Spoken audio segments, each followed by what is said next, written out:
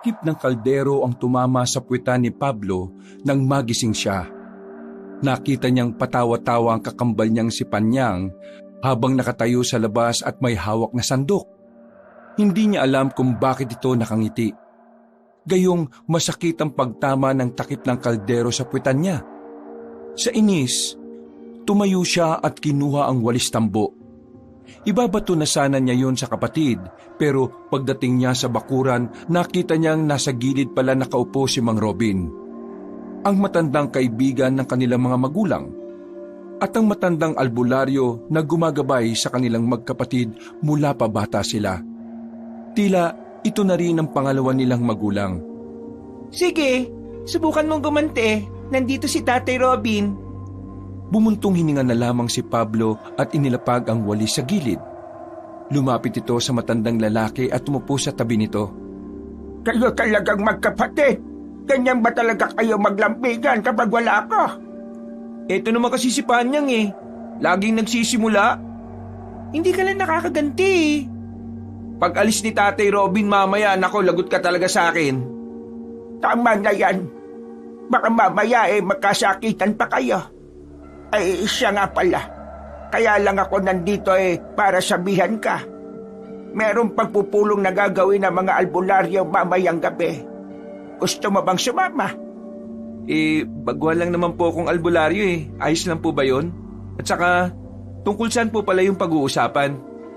Wala namang problema sa akin kung bago o matagal ka ng albularyo. Ang mahalaga nandun ka. Kailangan natin marinig ang mga sasabihin nila. Kasi tungkol ito sa isang matandang babae na gumagala rito sa atin. Nagbibigay siya ng masamang pangitain at babala. Nagdudulot siya ng takot sa mga tao. Kaya kailangan natin siyang mahuli at mapaalis dito sa baryo. Narinig ko na nga po yung tungkol dyan. Yung isa ko rin kasing kaibigan yung tiya niya, pinagsabihan din daw ng masamang pangitain. Kaya nga mamaya, kapag may oras ka, sumama ka ha? Sige po, Tatay Robin. Wala naman po akong pasyente ngayong araw kasi pahinga ko eh. Pwede po ba akong sumama dyan? Bakit? Albularyo ka ba? Di naman Dito ko na lang sa bahay. Maglinis ka at maghanda ng pagkain. Para pagdating namin mamaya may makakain na agad kami. Wow! Kung makautos to, akala mo pinapasahod mo ako Ay nako, gawin mo na lang no? Para naman matuwa ako sa'yo. Dumila na lamang ang dalaga. Para talaga silang mga batang lagi na lang nag-aasaran. Pero kahit na ganito, hindi may kakaila ng dalawa na talagang mahal nila ang isa't isa. Matibay ang kanilang samahan. Ang problema ng isa, problema nilang dalawa.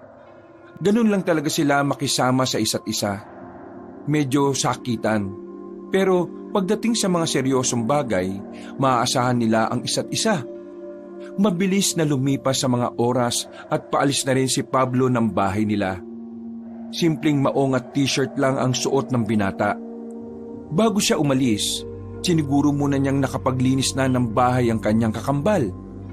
Panyang, aalis na ako Baka kanina pa naghihintay sa akin si Tatay Robin Di umalis ka, pakiko. Ikaw talaga kahit kailan, wala kang kwentang kausap. O sige na, bye na. Lumabas na rin ang kanilang bakuran ng binata. Maya-maya pa ay naglakad na rin siya patungo sa terminal ng tricycle. Hindi naman sobrang layo ang pupuntahan niya. Kung tutuusin, pwedeng-pwede naman niya yung lakarin. Pero dahil nga nagmamadali siya, ay kailangan na niyang sumakay. Pagdating niya sa pagdadausan ng pagpupulong, nakita niya agad si Mang Robin. Sinenyasan siya nitong lumapit at tumabi sa kinauupuan ng matanda. Nagsisimula na po ba? Hindi pa. Hinihintay pa yung mga bigating albularyo. Mabuti naman po. Akala ko huli na ako Nadala mo ba yung lisensya mo? Opo, nandito sa akin. Lingid sa kaalaman ng lahat sa baryo nila, para maging isang ganap na albularyo, kinakailangan ng lisensya na siyang ginagawa ng mga nakatataas na albularyo. Ang lisensyang yon ay nagpapatunay na isang lehitimong albularyo ang nagtataglay nito. Ito ay para maiwasan ang pagpapanggap. para mas madaling malaman kung totoo bang albularyo ang isang tao o hindi. Mga ilang sandali pa ay dumating na rin ang kanilang hinihintay.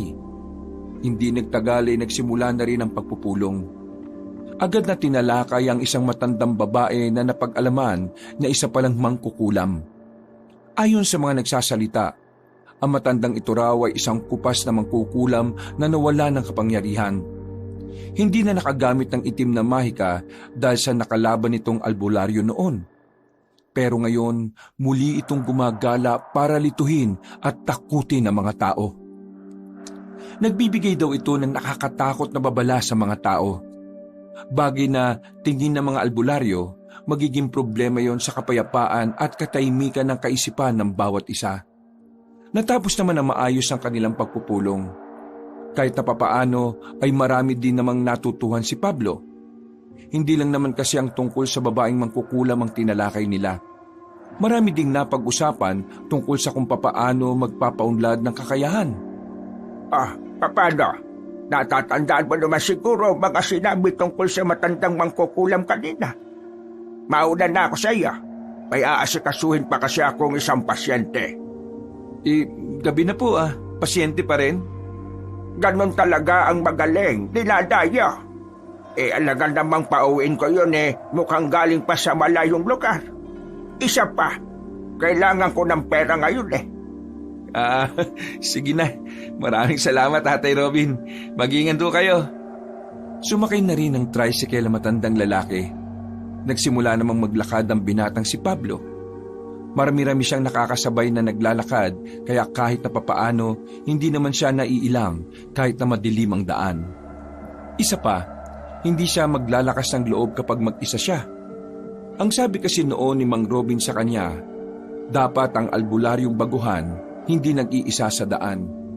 Takaw tingin daw kasi ang mga kagaya ni Pablo para sa mga mababangis na nilalang.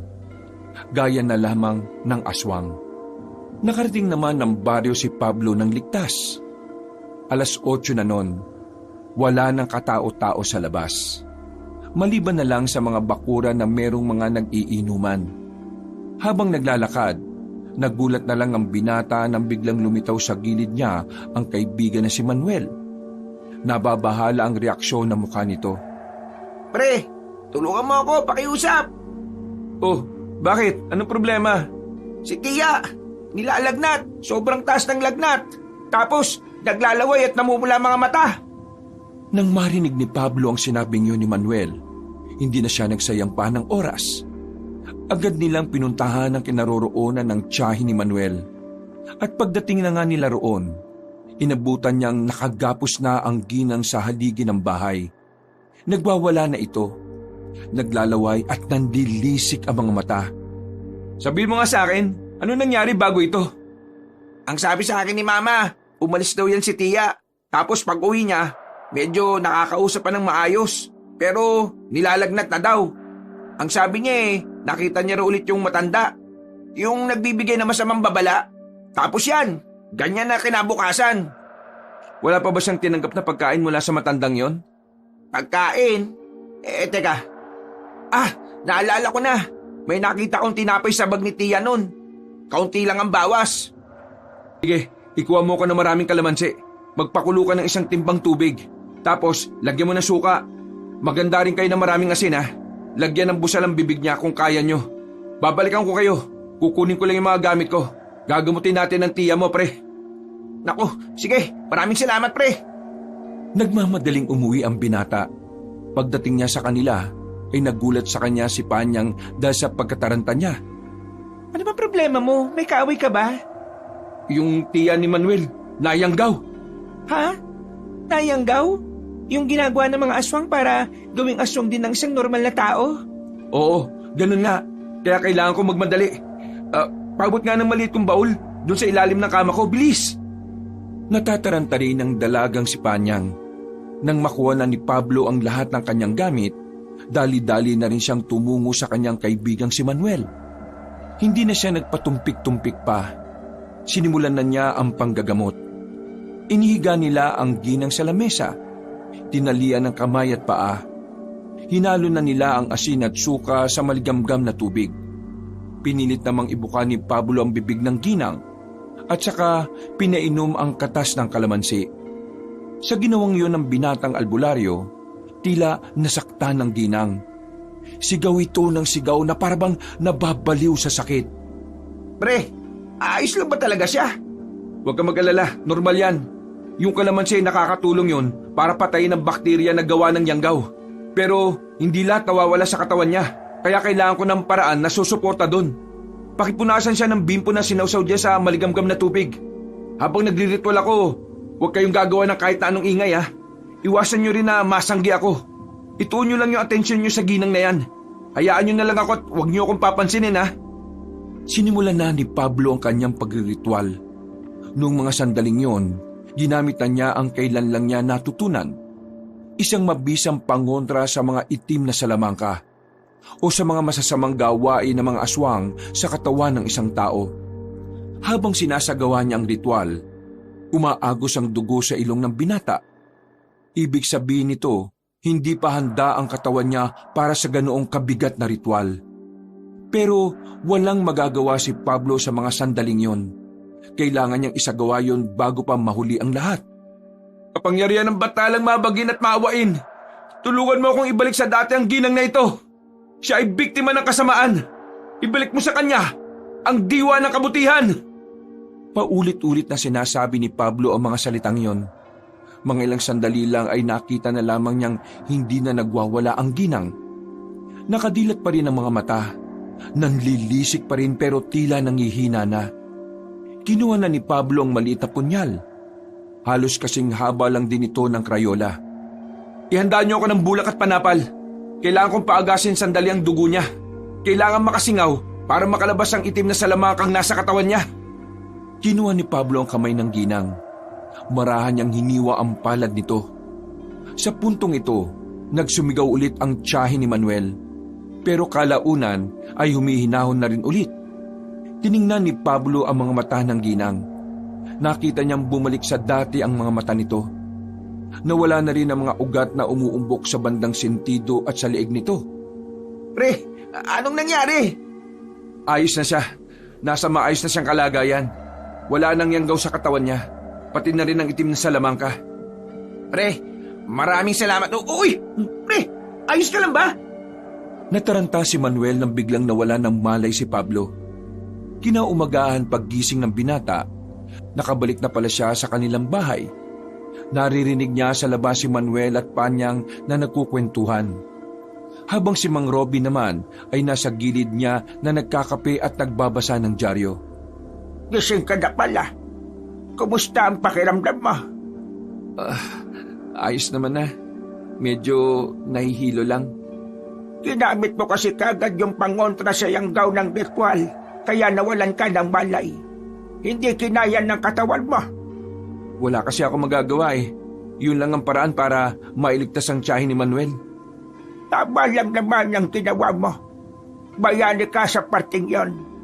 Pero sa susunod, pag-aralan mo ang iba pang paraan para hindi nalalagay ang buhay mo sa alanganin. Ay, siya nga pala. Nabanggit na sa akin ni Manuel ang tungkol sa nangyari sa tiyahin niya. Yung matandang mangkukulam na hinahanap nating lahat, may kakayahan din pala siyang mangyanggaw. Kailangang malaman ito ng buong samahan. Isang malaking banta ang kalaban na may kakayahang gawing aswang ang normal na tao. Tay Robin, tingin niyo po, ano po kayong dahilan at bakit siya nangyayanggaw? Kung hindi naman siya aswang at mangkukulam lang siya, isa lang naman ang nakikita kong dahilan. Galit siya sa mga albularyo at gusto niyang guluhin ang buhay nating lahat. Aswang ang gagamitin niya para sa panggugulo. Talagang kailangan na nating mahuli ang mga yan. Baka mamaya marami pa siyang mabiktima.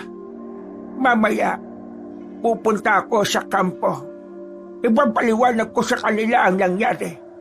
Nang sa ganon, maabisuan ng mga tao na kahit na anong mangyari, huwag silang kakausap na matandang babae na hindi nila kilala. Mas mainam din na huwag nang tatanggap ng pagkain mula sa hindi nila kamag-anak. Pumasok sa loob si Manuel at agad naman itong lumapit sa kanila. Umupo ito sa gilid ng kama ni Pablo. Pre, maraming salamat nga pala sa ginawa mo para kay Tia ah. Maayos na siya ngayon. May malay na siya at nakakausap na rin namin. Walang anuman. Albularyo ako, pre. Trabaho ko yon. At isa pa, kaibigan naman kita eh. Hindi ko naman pwedeng hayaan na magkaganon ng tiyahin mo. May nasabi nga pala sa akin si Tia kanina. Tungkol saan? Bago siya magising kanina, nakita niya matandang babae sa panaginip niya. Sinasabi na matandang yun na meron daw sa baryong ito ang isinumpang maging aswang. Magiging aswang daw ang taong yun kapag ang buwan daw bilog at kulay dilaw. Ha? Isinumpang tao? Sino naman kaya yun? Huwag niyong isipin yan. Hindi dapat tayo nagtitiwala sa sinasabi ng matandang yan. Dahil mangkukulam siya at nakakagamit siya ng itim na salamangka. Hindi malabong may kakayahan din siyang makapasok sa panaginip ng mga tao. Maging sa panaginip, gusto niyang magdulot ng katatakutan sa lahat. Tama si Tatay Robin. Kaya sabihin mo na lang sa tiyahin mo na wag na lang niyang iniisip ang tungkol doon. Magpalakas na lang siya ulit. Alam kong nawalan siya ng lakas dahil sa pagpapalis ng yanggaw sa katawan niya. Makalipas ang ilang minuto, umalis na rin si Mang Robin at Manuel. Natira na lamang ang kambal noong mga sandaling yon. Magkaharap na sila sa pagkainan. Ayos ka na ba? Oo, ayos na ako. Pero kailangan ko pa rin talaga magpahinga. Ikaw, ayos ka lang ba? Napapansin ko, parang kanina ka pa namumutla eh. Nakatulog ka ba kagabi? Parang sumama nga ang pakiramdam ko eh. Hindi ko alam kung bakit. Pasensya ka na. Mukhang napapagod ka yata rito sa gawaing bahay eh. Huwag kang mag-alala. Kapag gumaling na ako at nakabalik na ako sa pagtanggap ng pasyente, tutulungan na kita ulit. Hindi naman ako napapagod dito sa bahay. Paglilinis lang naman ang ginagawa ko eh. Pero kahapon lang, naramdaman ko na parang bumibigat ang pakiramdam ko. Tapos itong bato ko, minsan bigla na nang sumasakit.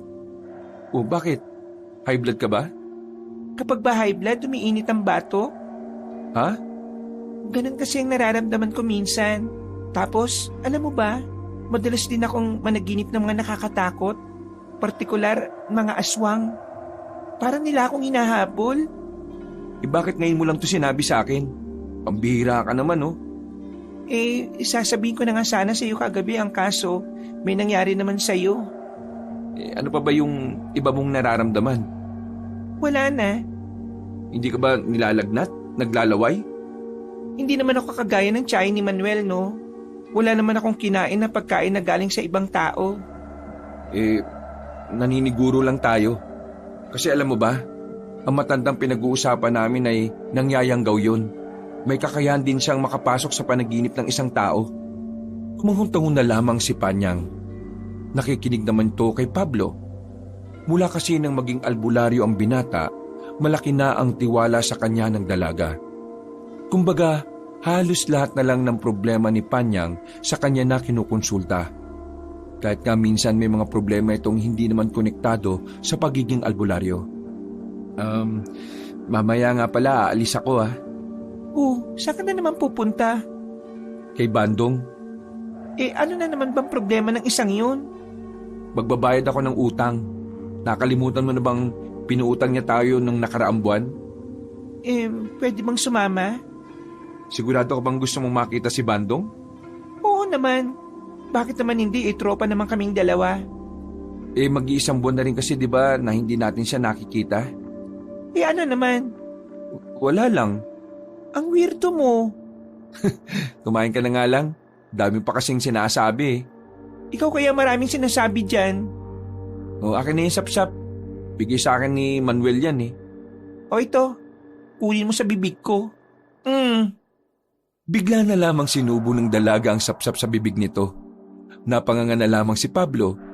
Paborito kasi ng binata ang sapsap. At talagang hinintay niyang mabigyan siya ng kanyang kaibigan. Pero ang kanyang pagkasabik ay gumuho na lang bigla. At malungkot niyang pinagmasdan ng sapsap na unti-unting nadudurog sa bibig ni Panyang. Ay nako, huwag kang hihingi sa akin ng pera ah. Ikaw naman ang iyakin mo. O ito na kainin mo. Kinuha ni Panyang ang 4 na sapsap na nasa ilalim ng kanin nito. Napakamot na lamang sa ulo si Pablo. Tibay mo rin no? Kakakwento ko, di ko napapansin na may tinatago ka na pala dyan sa ilalim ng kanin mo. Parang di mo ako kilala. Pagdating sa pagkain, magaling ako magtago. Di ba nga, yung suman mo, 1 buwan bago mo nakita, balat na lang. Natawa na lamang ang dalaga at si Pablo. Ganon silang dalawa kung mag-usap. Para bang magbarkada lang. Pero sa ganoong paraan, mas lalong tumitibay ang kanilang samahan bilang magkapatid. Makalipas ang mga araw, naging maayos na rin ang pakiramdam ni Pablo. Balik pang gagamot na siya sa mga kabaryo nila. Mas naging abala pa dahil tumatanggap na rin siya ng pasyente mula sa ibang baryo. Dahil dito, halos wala ng pahinga ang binata. Hindi man lang siya makatayo sa kinauupuan niya dahil ang haba ng pila sa labas. Kung wala nga lang siyang limitasyon sa panggagamot, baka inabot na siya ng umaga. Dakong 5:00 ng hapon ay pinaalis na nila ang iba pang magpapagamot. Sinimulan na rin nila ang pagliligpit ng kanilang mga gamit. Gawin mo na kayang 3 araw ang pahinga mo sa panggagamot. Tingnan mo sarili mo. Mukha ka nang napapabayaan. Pumapayat ka na rin kasi wala ka ng oras kumain. Kaya ko pa naman Tsaka, ito lang naman ang pinagkakakitaan natin. Kapag hindi tayo kumayod, wala tayong kikitain. Ikaw naman kasi, sabi ko naman sa iyo magtatrabaho na rin ako, ayaw mo naman. Kapag nagtrabaho ka, di wala na akong kasama. Sino katulong ko dito? Sino mag-a-assist sa akin? Ay nako, alagaan mo naman kasi yung sarili mo. Tingnan mo, kambal tayo pero mas kamukha mo pa yung paa ko ngayon Ay, siya nga pala. Naalala mo ba nung pumunta tayo kay Bandong para magbayad ng utang? Oo, bakit? Anong meron? Para kasing nangangayayat siya Diyos ko naman, ikaw nga namayat din naging issue ba sa kanya? Hindi. May iba kasi akong kutob sa pagpayat niya. Ibang kutob? Ano naman? Hindi ko alam. Basta, hindi ko pa sigurado. Mabuti pa, iligpit mo na muna ito. Pupuntahan ko si Bandong. Ang galing mo rin talaga, no? Sige na, bibilan na lang kita ng siopaw pagbalik ko. Agad na tumayo ang binata at lumabas ng kanilang bakuran. Dinaanan na muna niya si Manuel para magpasama sa kaibigan. Mabuti naman at naroon lang din ang lalaki. Habang naglalakad sila patungo sa bahay nila Bandong, merong kinwento si Manuel sa kanya na talaga namang nakapukaw ng kanyang pansin. Pre, napansin ko nung nakaraan si Bandong. Parang namumutla siya tapos nangangayayat na. Oo, napansin mo rin pala yun. Yan nga rin ang dahilan kung bakit magpapasama ako sa iyo Gusto kong malaman kung ayos lang ba talaga siya. Ang weirdo nga pre, nung subukan ko siyang kausapin, tumawa lang siya sa akin. Tapos parang aligaga yung mata. Hindi kaya pare, nayanggaw din siya. Hindi naman ganun ang sintomas ng yanggaw Iba ang kutob ko. Bakit? Ano bang iniisip mo? Basta, puntahan na lang natin siya ngayon para malaman natin. Mabilis silang naglakad patungo roon. Kaya naman nakarating sila kaagad. Hindi nila inabutan ng binata roon. Ang sabi lang ng kapitbahay, umalis na naman na parang balisa ang itsura ng muka. Hindi raw mapakali ang mga mata. Parang laging may hinahanap sa kung saan. Kaya naman, hindi na tuloy maiwasang isipin ni Pablo na baka nga tama ang hinala niya. Lintik talagang Bandong to. Kung saan-saan na naman nagpupunta. Pre, ayaw ko sanang isipin to pero paano kung nalululong na sa droga ang kaibigan natin? Ha? Paano naman mangyayari yan? Ang bait ng tao ni Bandong Pre, hindi mo naman ako masisisi na maisip ko to. Mula nang mapahiwalay siya sa tropahan natin Sino na ba mga naging kasama niya? Mga siraulot lasenggo. Tapos, puro bisyo, di ba? Sa bagay, may punto ka rin naman. Pero, wag na muna siguro tayo mag-isip ng ganyan, pre. Pagkatiwalaan natin ang kaibigan natin. Napapailing na lamang si Pablo. Wala silang napala noong mga sandaling yon. Pagbalik niya ng bahay, naabutan niya si Panyang sa gilid. Ngumunguya ng mangga habang nakatulala. Hindi pa nga siya nito namalayan kung hindi niya ito kakalabitin. Uy, bakit tulala ka dyan? Anong problema? Ha? Tulala ka na naman. Anong iniisip mo? Yung matanda. Matanda? Sinong matanda? Yung matandang babae. Medyo gusgusin. Lumapit siya sa akin kanina eh. Sinabihan niya ako na magiging miserable daw ang buhay ko dahil sa sumpa. Mabubuhay daw ang sumpa sa katauhan ko kapag binalot at nilamon daw ako ng galit. Kanyang, may pinakain ba siya sa'yo? Nahawakan ka ba niya? Pinakain? Wala naman. Gusto niya akong hawakan pero lumayo ako sa kanya. Pagkatapos naman niya magsalita umalis na rin kagad siya. Tumatawa pa nga na parang nababaliw eh. Hindi mo dapat siya kinausap, Panyang eh. Ha? Bakit? Siya ba yung matandang sinasabi ni Tatay Robin? Oo, siya nga. Siya yung kupas na matandang mangkukulam. Hindi na siya nakakapangulam. Pero nagagamit pa rin niya yung itim na salamangka sa ibang paraan. Gaya ng yanggaw na nangyari sa tiyahin ni Manuel. Wala naman nangyari sa akin ah. Meron.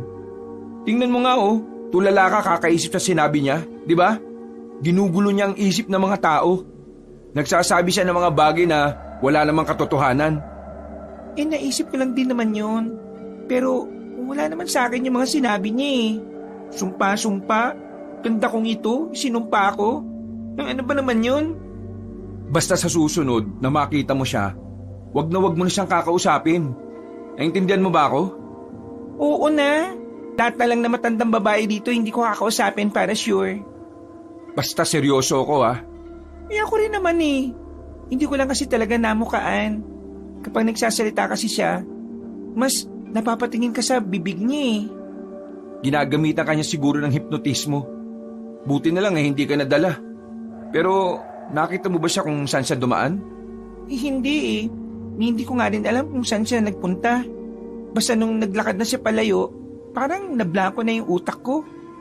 Huminga na lamang ng malalim si Pablo. Nakaramdam siya ng kaunting pagkabahala para sa kanyang kapatid. Para sa proteksyon ng dalaga, meron siyang ipinasuot sa bewang nito na isang pangontra laban sa masasamang elemento. Isinuot naman yon ni Panyang. Kinabukasan, agad niyang isinumbong kay Mang Robin ang nangyari. Inilapit na rin naman nila ang bagay na yon sa mga mas nakatataas. Pero kahit na nagparonda sila, walang nahagilap ang mga albularyo.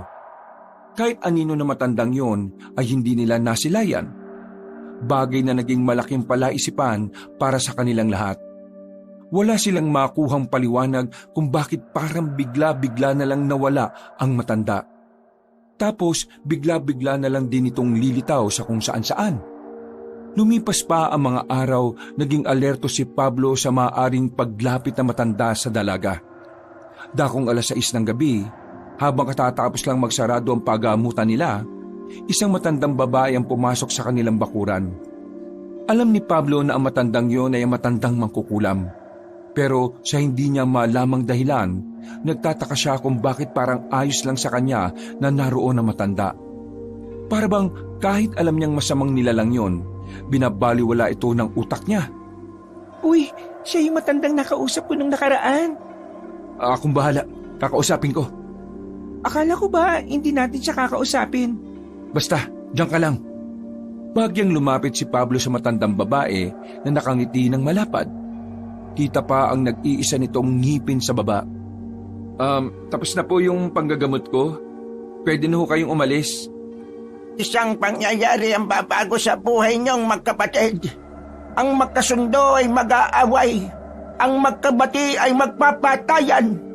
Ang magkapatid ay magkakalimutan. Ang magkapatid ay... Pablo! Hindi mo ba paalisin na matandang yan? Hoy Pablo! Nakikinig ka ba sa akin? Nakatayo lamang si Pablo ng mga sandaling yon.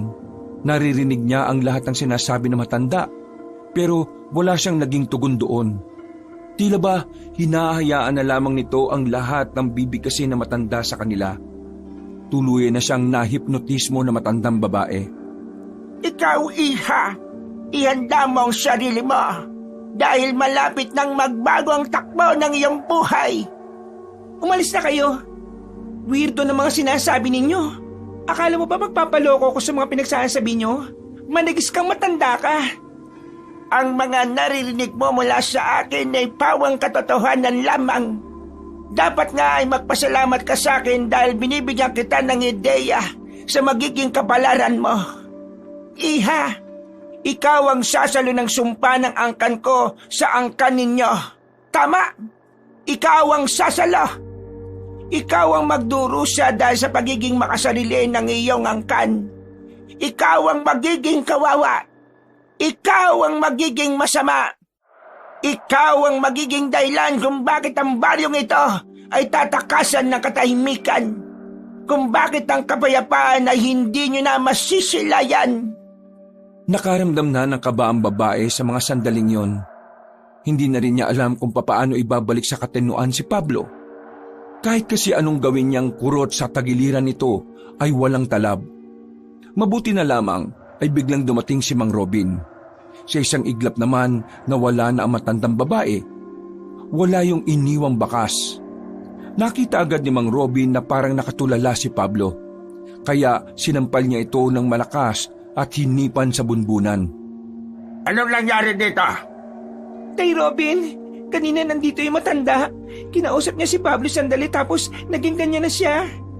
Nahipnotis mo siya. Muling sinampal na matandang lalaki ang binata. Paulit-ulit din itong hinipan ng bumbunan ni Pablo.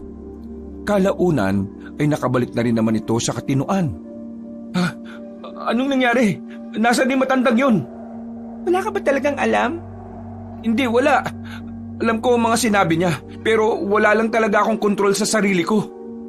Pablo, hindi ka dapat tumingin sa mga mata niya. Nahipnotis mo ka niya. Albularyo ka pa naman. Dapat alam mo mga bagay na yon. Hindi ko na naisip yun, Tatay Robin. Nung bigla na lang kasi siyang lumitaw sa bakuran namin, ganun na nangyari. Parang hindi pa kami nakakaharap nahipnotismo na niya ako. Hindi na maganda ito. Kailangan talaga nating maalarma. Sumama kayong dalawa sa akin. Doon na muna kayo mamalagi sa bahay ko. Mas malalakas ang pangontrang naroon kaysa rito. Hindi siya makakalapit sa bahay ko. Naglakad na sila nung gabing yon patungo sa bahay na matanda. Habang tinatahak nila ang daan, nakaramdam sila na parang merong sumusunod sa kanila. Inilabas na ni Mang Robin ang kanyang punyal. Palingon-lingon sila sa paligid.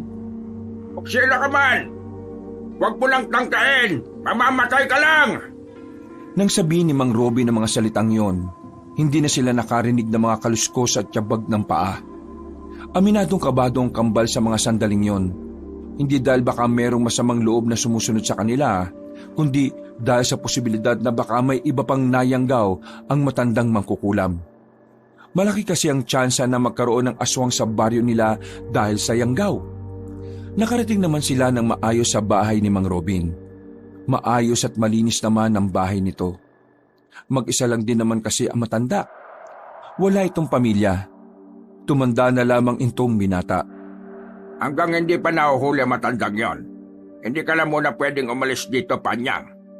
Po, sandali lang, Tay Robin. Bakit ako lang? Siya. Mas delikado ang buhay mo kasi wala kang alam sa mga nangyayari. Baka mamaya mabiktima ka na matanda. Sumunod ka na lang kay Tatay Robin. Ayaw mo naman sigurong mayanggaw ka ng matandang yun, di ba?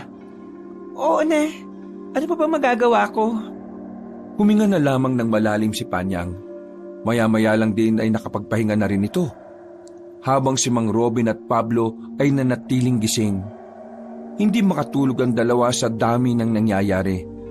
Pinag-usapan lang nila ang mga bagay na maaaring makatulong sa pagdakip sa matanda. Kapag hindi natin nahuli matanda, baka tuluyang umusbong ang aswang dito sa atin. Base pa naman sa pagkakaobserba ko sa tiyahin ni Manuel mabangis ang aswang na magiging biktima ng yanggaw. Naabisuwa naman na natin ang ibang tao. Pero sana, lahat sila ay hindi maging tanga para wala nang mabiktima pa ng yanggaw. Kasi kung magkataon malaking problema ito. Napapailing na lamang si Pablo. Bigla niyang inisip ang kanyang kapatid. Naiisip niya pa lang na mabibiktima si Panyang at magiging aswang, parang hindi na niya ito kakayanin. Hindi niya kasi kayang sakta ng babae kahit na maging aswang ito. Pero sa patakaran kasi ng mga albularyo, lahat ng kampo ng kadiliman ay marapat lang napaslangin. Yun ang bagay na ayaw mangyari ni Pablo. Kaya hanggat maaari, ilalayo niya si Panyang sa kahit na anumang posibilidad na mayanggaw ito. Kinabukasan, nagpaalam si Mang Robin at Pablo sa dalaga. Kailangan kasi nilang umalis na muna para pumunta sa pagpupulong. Sa kanilang paglalakad, bigla na lamang nilang nakasalubong ang binatang si Bandong. Wala itong tsinelas, payat na rin, humpak ang pisngi at dilat ang mga mata. Unang tingin pa lamang nila, alam na kagad nilang lulong ito sa ipinagbabawal na gamot. Kahit na ganoon, nag-alala pa rin si Pablo. Hintuan niya ang kaibigan at pinilit kausapin. Bandong, ano ba nangyari sa'yo? Bakit ka nagkakaganyan? Marahang lumingon si Bandong sa kanila at saka tumawa ng malakas. Nakakaloko ang tawa nito. Nakaramdam siya ng inis, pero inintindi na lang niya dahil mukha namang wala sa sarili ang kanyang kaibigan. Bandong, naririnig mo ba ako? Are, tignan mo oh. Yung baboy lumilipad. Pablo, wala sa sarili ang kaibigan mo. Ganyan talaga nangyayari kapag napapatropa sa mga siraulo din. Gusto mo bang sumama sa ulap? Para tayong nakalutang sa langit.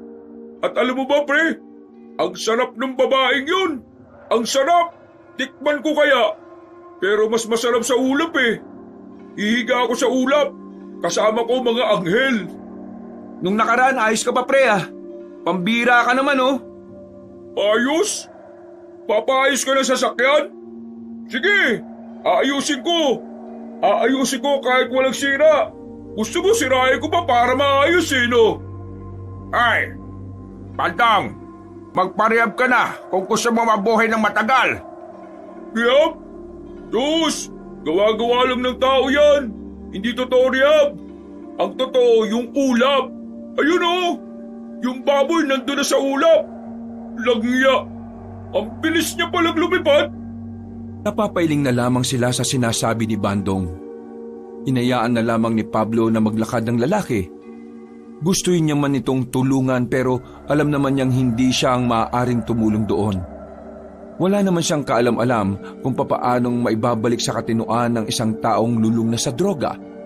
Ang tanging may kaalaman lang sa ganoon ay ang kinauukulan. Mabigat ang pakiramdam ni Pablo dahil kay Bandong. Hindi niya matanggap na tuluyan ng naligaw ng landas ang lalaki. Naawa siya sa kaibigan niya. Wala rin kasi yung pamilya na iintindi sa kanya. Lahat ng pamilya ni Bandong ay inabandonan na siya. Hintayin mo ako, Bandong ha. Tutulungan kita. Kailangan ko lang itong unahin. Tumuloy na lamang sila sa kanilang pagpupulong. Nagdeklara na ang mga nakatataas ng tinatawag nilang Red Alert. Ibig sabihin nito, magtatalaga na sila ng mga tao sa bawat sulok ng baryo. Tigalawang albularyo at manunugis ang tatambay sa bawat kanto.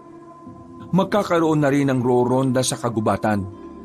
Lahat din ang magiging kahina-hinala ang galaw, kahit na hindi matandang babae ay iimbestigahan. Sa sobrang galing kasi na matandang yon sa paggamit ng itim na salamangka, naiisip na rin nila na baka may kakayahan na rin itong makapanggaya ng anyo. Umuwi na muna tayo sa bahay at nang makapagtanghalian na muna. Mamaya na tayo sasama sa mga maglilibot. Mas maganda kung gabi para hindi mainit. Opo, abuti pa nga po. Nagugutom na rin ako eh. Nagmamadaling makabalik ng bahay ang dalawa. Pero pagdating nila roon, narinig nilang umiiyak ang babaeng si Panyang sa loob. Mabilis siyang pumasok at naabutan niyang punit na ang damit ng dalaga. May dugo rin sa bandang hita nito. Ang pang-ilalim na suot sa pang-ibaba ng dalaga ay nasa sahig. Panyang, anong nangyari? Sinong gumawa nito sa'yo? Nanginginig ang kamay ni Panyang. Hindi to makapagsalita. Sabihin mo sa akin, sinong may gawa nito sa'yo? Kumalma ka, Pablo. Mas lalo siyang hindi magsasalita kung tataasan mo ang boses mo. Ako na dyan. Huminga ng malalim si Mang Robin. Hinawakan ni Mang Robin ang kamay ng dalaga at saka nagsalita. Panyang, anak, sabihin mo sa amin kung sino ang gumawa nito sa iyo para matulungan ka namin. Si Bandong, siya ang gumawa nito sa akin. Pinagsamantalaan niya ako. Wala na siya sa katinuan. Halos gumuho ang mundo ni Pablo ng mga sandaling yon. Hindi niya masukat ang galit na nararamdaman niya. Ang awa na nararamdaman niya para sa kaibigan, napalitan na yun ng pagkamuhi. Bigla na lang siya pumasok at ginawa niya sa akin itong kababuyan niya. Marumi na akong tao. Sobrang dumi kong tao. Papatayin ko siya. Pablo, saan ka pupunta? Hey, Pablo! Dahil sa galit, hinugot ni Pablo ang kanyang itak at lumabas ng bahay. Hindi na niya naririnig pa ang tawag sa kanya ni Mang Robin. Ang tanging tumatakbo sa utak niya ay pagbayarin ng kaibigan niyang si Bandong. Ang kaibigan niyang lulong sa ipinagbabawal na gamot. Bumalik siya sa kanilang baryo. Pinunta niya si Bandong sa bahay nito sa pag-aakala na naroon yon. Pagpasok niya sa bahay, ang naabutan na lamang niya doon ay mga pinsan ni Bandong. Mas lalo siyang nagalit dahil hindi niya maiganti ang kanyang kapatid. Natagpuan na lamang niya ang sarili niyang inaawat na siya ni Manuel. Hindi na niya namalaya na nasa tabi na pala niya ang kaibigan niya. Uy! Ano ba nangyayari sa inyo ni Bandong? Ha? Bakit mo siya papatayin? Wala na sa sarili si Bandong. Pinagsamantalaan niya si Panyang, pre. Pinaboy niya. Ha? Ano? Kakalimutan ko na kung ano man ang pinagsamahan namin. Hindi ako papayag na ganun lang. Papatayin ko siya. Papatayin ko siya ngayon kapag nakita ko siya. Ikaw naman ang makukulong eh. Wala na akong pakialam. Naririnig mo ba sarili mo, pre? Kapag nakulong ka, mas lalong mahihirapan ang kapatid mo na makausad sa nangyari. Wala na siyang ibang sasandalan, pre. Ikaw lang. Ano ba? Tinapik ni Manuel ng malakas ang dibdib ni Pablo. Maya-maya lang din ay medyo kumalman na rin ang kalooban ng binata. Pero hindi pa rin nawawala ang galit nito.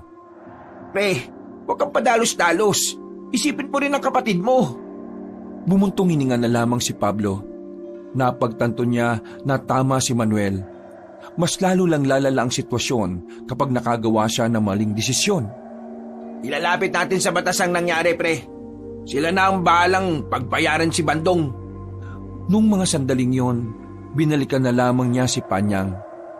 Maghapon na tulala ang dalaga. Hanggang sa gumabi, hindi pa rin ito nagsasalita. Umiiyak lang ito habang nakatingin sa malayo. Hindi maiwasan ni Pablo na magalit. Lalo na kapag nakikita niyang nahihirapan na ang kanyang kapatid. Pablo, ikaw na munang bahala sa kapatid mo, ha? Magpapahinga lang ako. Gisigid mo na lang ako sa taas kapag kailangan mo ng tulong ko. Sige po, Tatay Robin. Maraming salamat po. Tinapik siya ng matanda sa balikat. Naglakad na rin ang matanda paakyat ng hagdanan. Mga ilang sandali lang nahiga na rin si Panyang sa sala. Hinayaan na lamang niya yun doon. Habang siya naman ay nakaupo lang sa harapan ng pintuan. Buhay na buhay ang diwang nagbabantay. Sa kalagitnaan ng kanyang pagmumuni-muni, bigla na lamang niyang narinig ang tinig ng matanda. Hindi niya alam kung saan nagmumula ang boses na yon. Pero parang ibinubulong lamang sa kanya. Bubuhay na ang sumpa ng kapatid mo dahil sa galit at buot na kanyang nararamdaman. Muling magiging aktibo ang sumpa. Ang sumpa na inakala ng mga ninuno mo na matitigil na. Pero nagkakamali sila. Ang sumpa ay matitigil lang kapag napatay nyo na ang huling miyembro ng angkan namin. At ako yun! Tumungo na si Pablo sa bakuran. Inilabas na niya ang itim na rosary. Isinuot niya yun para gawing pangontra sa maaaring pag-atake na matanda. Nasaan ka? Magpakita ka! Wala siyang marinig na kahit na anong tugon. Tanging ang paghagikik lang ng matanda ang naririnig niya. Hanggang sa makalipas ang 1 minuto, tuluyan nang nawala ang tinig ng misteryosong matanda. Aminadong kinabahan ng binata, pero mas kinakabahan siya sa sinasabi nito sa kanya. Napatingin siya kay Panyang na masarap na ang tulog. Bigla na lang niyang naisip ang tungkol sa sumpa. Pero maya-maya lang, naalarma na lang si Pablo nang makitang sumigaw ng malakas ang kanyang kapatid. Dahil dito ay nagising na rin na matandang si Robin. Agad nilang nilapitan ng dalaga. Dinadaing nito ang sakit ng batok. Nang tingnan nila ang batok ng babae, nakita nila na nangingitim na yon. Meron na ring ugat na umuumbok doon. Panyang, anong problema? Papatayin ko siya! Papatayin ko si Bandong! Hindi ko siya mapapatawad! Lalapit na sana si Pablo sa kanyang kapatid, pero bigla na lang itong nangisay. Naririnig nila ang pagtunugan ng buto nito. Nakita na rin nila ang pagiging itim ng mga mata nito. Humaba rin ang kuko nito at naglalabas na rin ng nakakatakot na boses. Hindi pa rin pala napuputol ang sumpa! Panyang! Tulungan mo ako! Itatali natin siya habang hindi pa siya tuluyang nagiging aswang! Nagiging ano? Mamaya ka na magtanong! Tumulong ka na muna sa akin! Agad na kinuha ni Pablo ang makapal na lubid sa likod bahay. Pinagtulungan nilang itali sa haligi ang dalagang si Panyang. Nang maitali na nila yon, ay saktong tuluyan na itong naging aswang. Tay Robin, sabi mo sa akin, anong ibig sabihin nito? Ano yung sinasabi mong hindi pa rin nawawala ang sumpa? May kinalaman ba to sa sumpa na sinasabi ng matandang babae? Huminga ng malalim ang matandang si Robin. Palagay niya, ito na rin ang tamang panahon para ipaalam kay Pablo ang katotohanan. Tatanggapin ko kung magagalit ka sa akin. Pero inilihim ko sa inyo ito dahil yun ang habilin sa akin ng inyong ama bago siya mawala. Ligid sa kaalaman ninyo, ang angkan ng iyong ama ay merong nakalaban na angkan ng mga mangkukulam noon. Nagawa niyang talunin ang mga mangkukulam. Pero bago mawala ang mga yon, ay nag-iwan ito ng sumpa. Nung una isa sa mga kamag-anak mo na babae ang tinablan ng sumpa. Hanggang sa napasa na ng napasa sa mga anak na babae. Lahat sila ay naging aswang. Yung kasi ang sumpa ng mga mangkukulam. Pero nakagawa ng paraan ng lolo at lola mo at nagawa nilang pigilan ng sumpa. Pinatay nila ang mga natitirang miyembro ng angkan ng mga mangkukulam. At pagmula doon, hindi na muli pang natuloy ang sumpa. Pero ngayon, mukhang ang matandang nakakausap mo ay ang uling miyembro ng angkan ng mga mangkukulam. Dahilan para muling magpatuloy ang sumpa.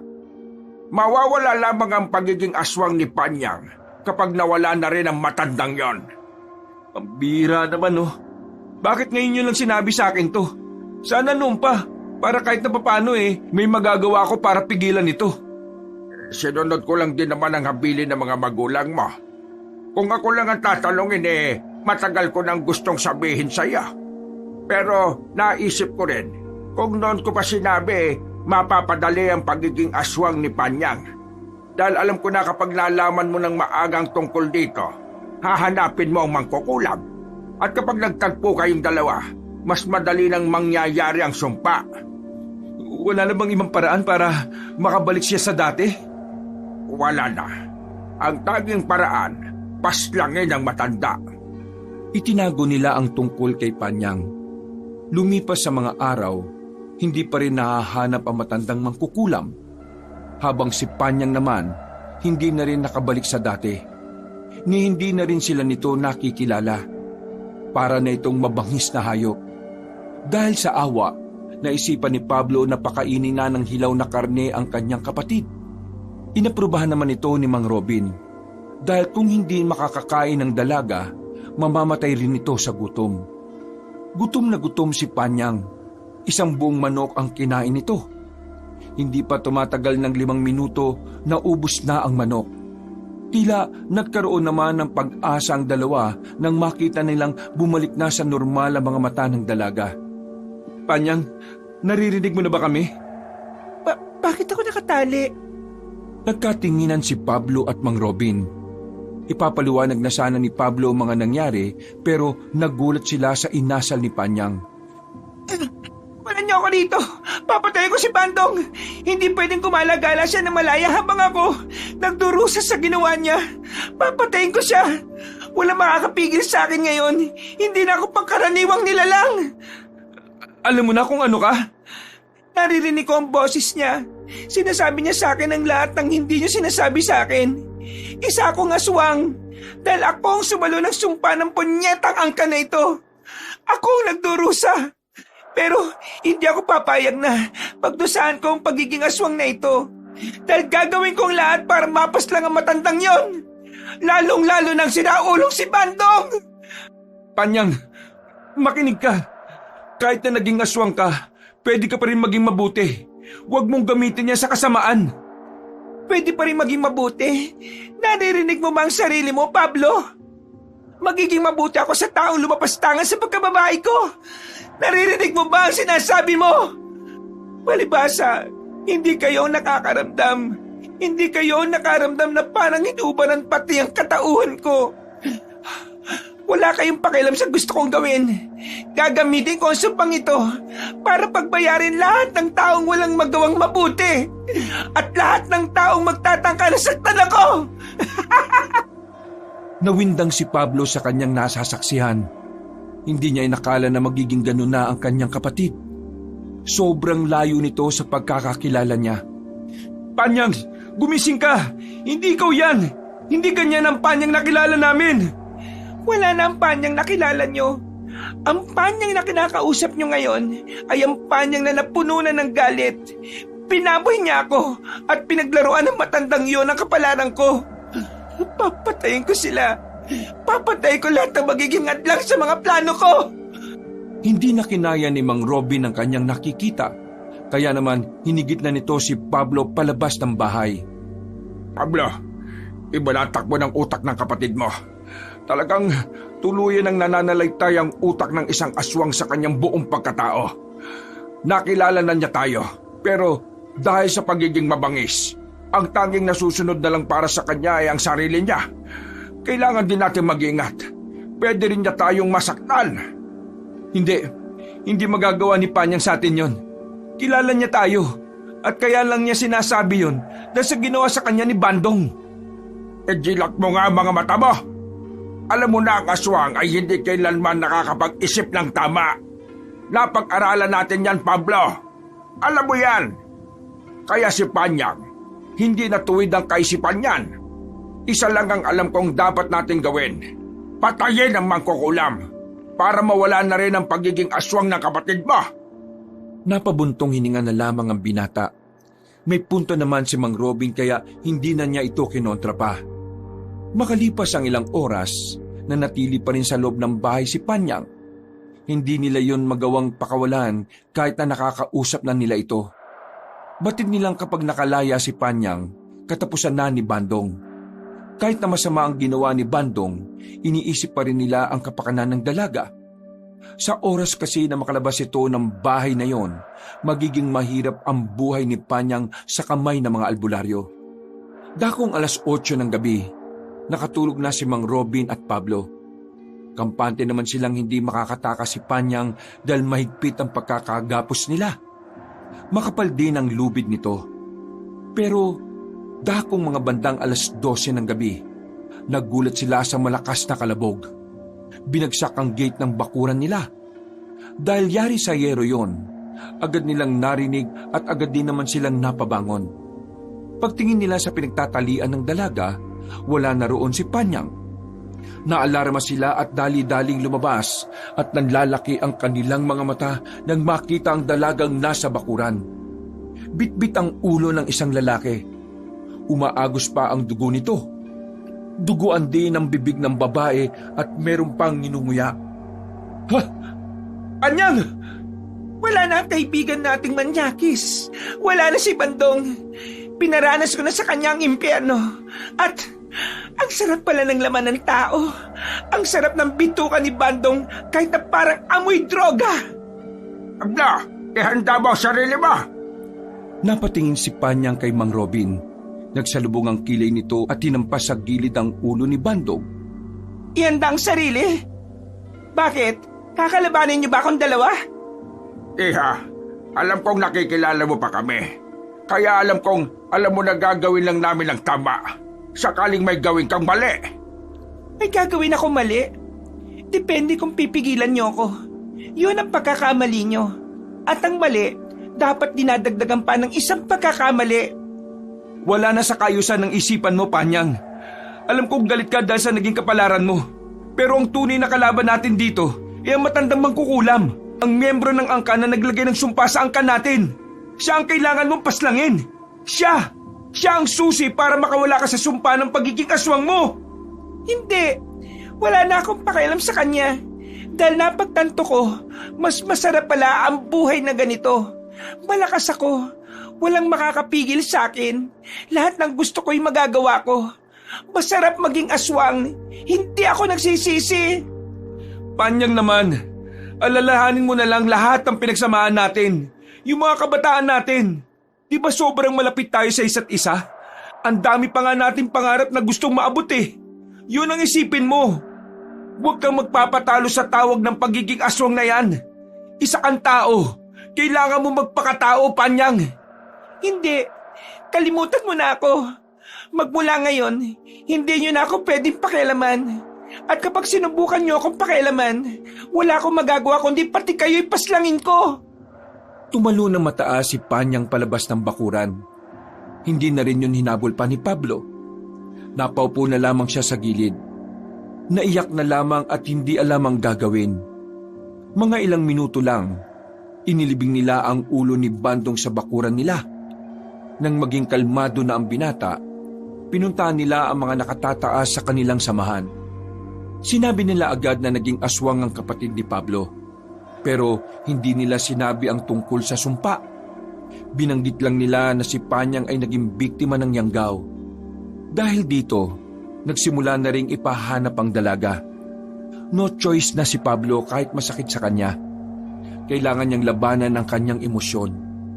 Kailangan niyang gawin ang tama. Hindi niya hahayaang makapambiktima ang kanyang kapatid.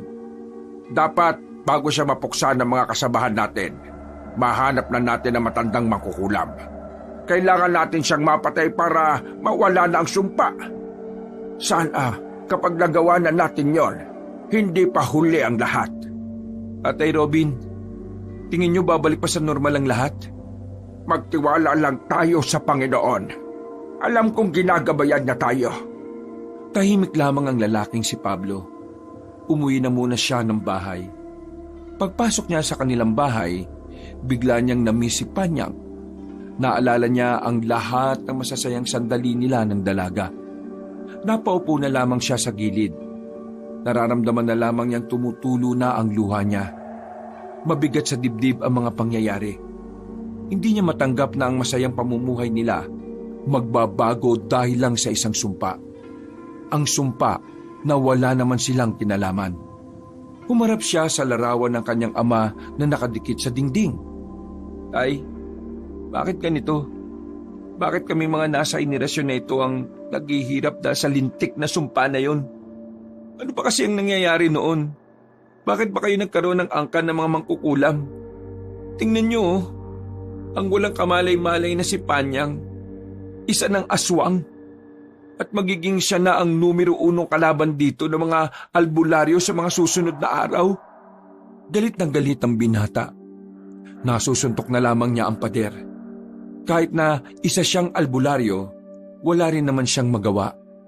Hindi niya rin naman alam kung saan matatagpuan ang matandang mangkukulam na kailangan nilang paslangin. Napalingon ng binata sa pintuan nang marinig niya ang tinig ng kanyang kaibigan na si Manuel. Pre, alam ko na nangyari. Kinuwento na sa akin ni Mang Robin lahat. Pre, pasensya ka na. Wala rin ako magawa eh. Pero, sasamahan kita, pre. Maraming salamat, pre. Pero, ayos lang ako. Ayaw kitang madamay sa gulong ito. Alam ko kung gaano kabigat ang dinadala mo ngayon, pre. Lalo na't ganun pala ang nangyari kay Panyang.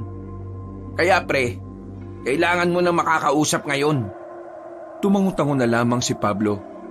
Hinayaan na lamang niya si Manuel. Napagtanto niyang mababaliw nga talaga siya kapag wala siyang kasama o kausap.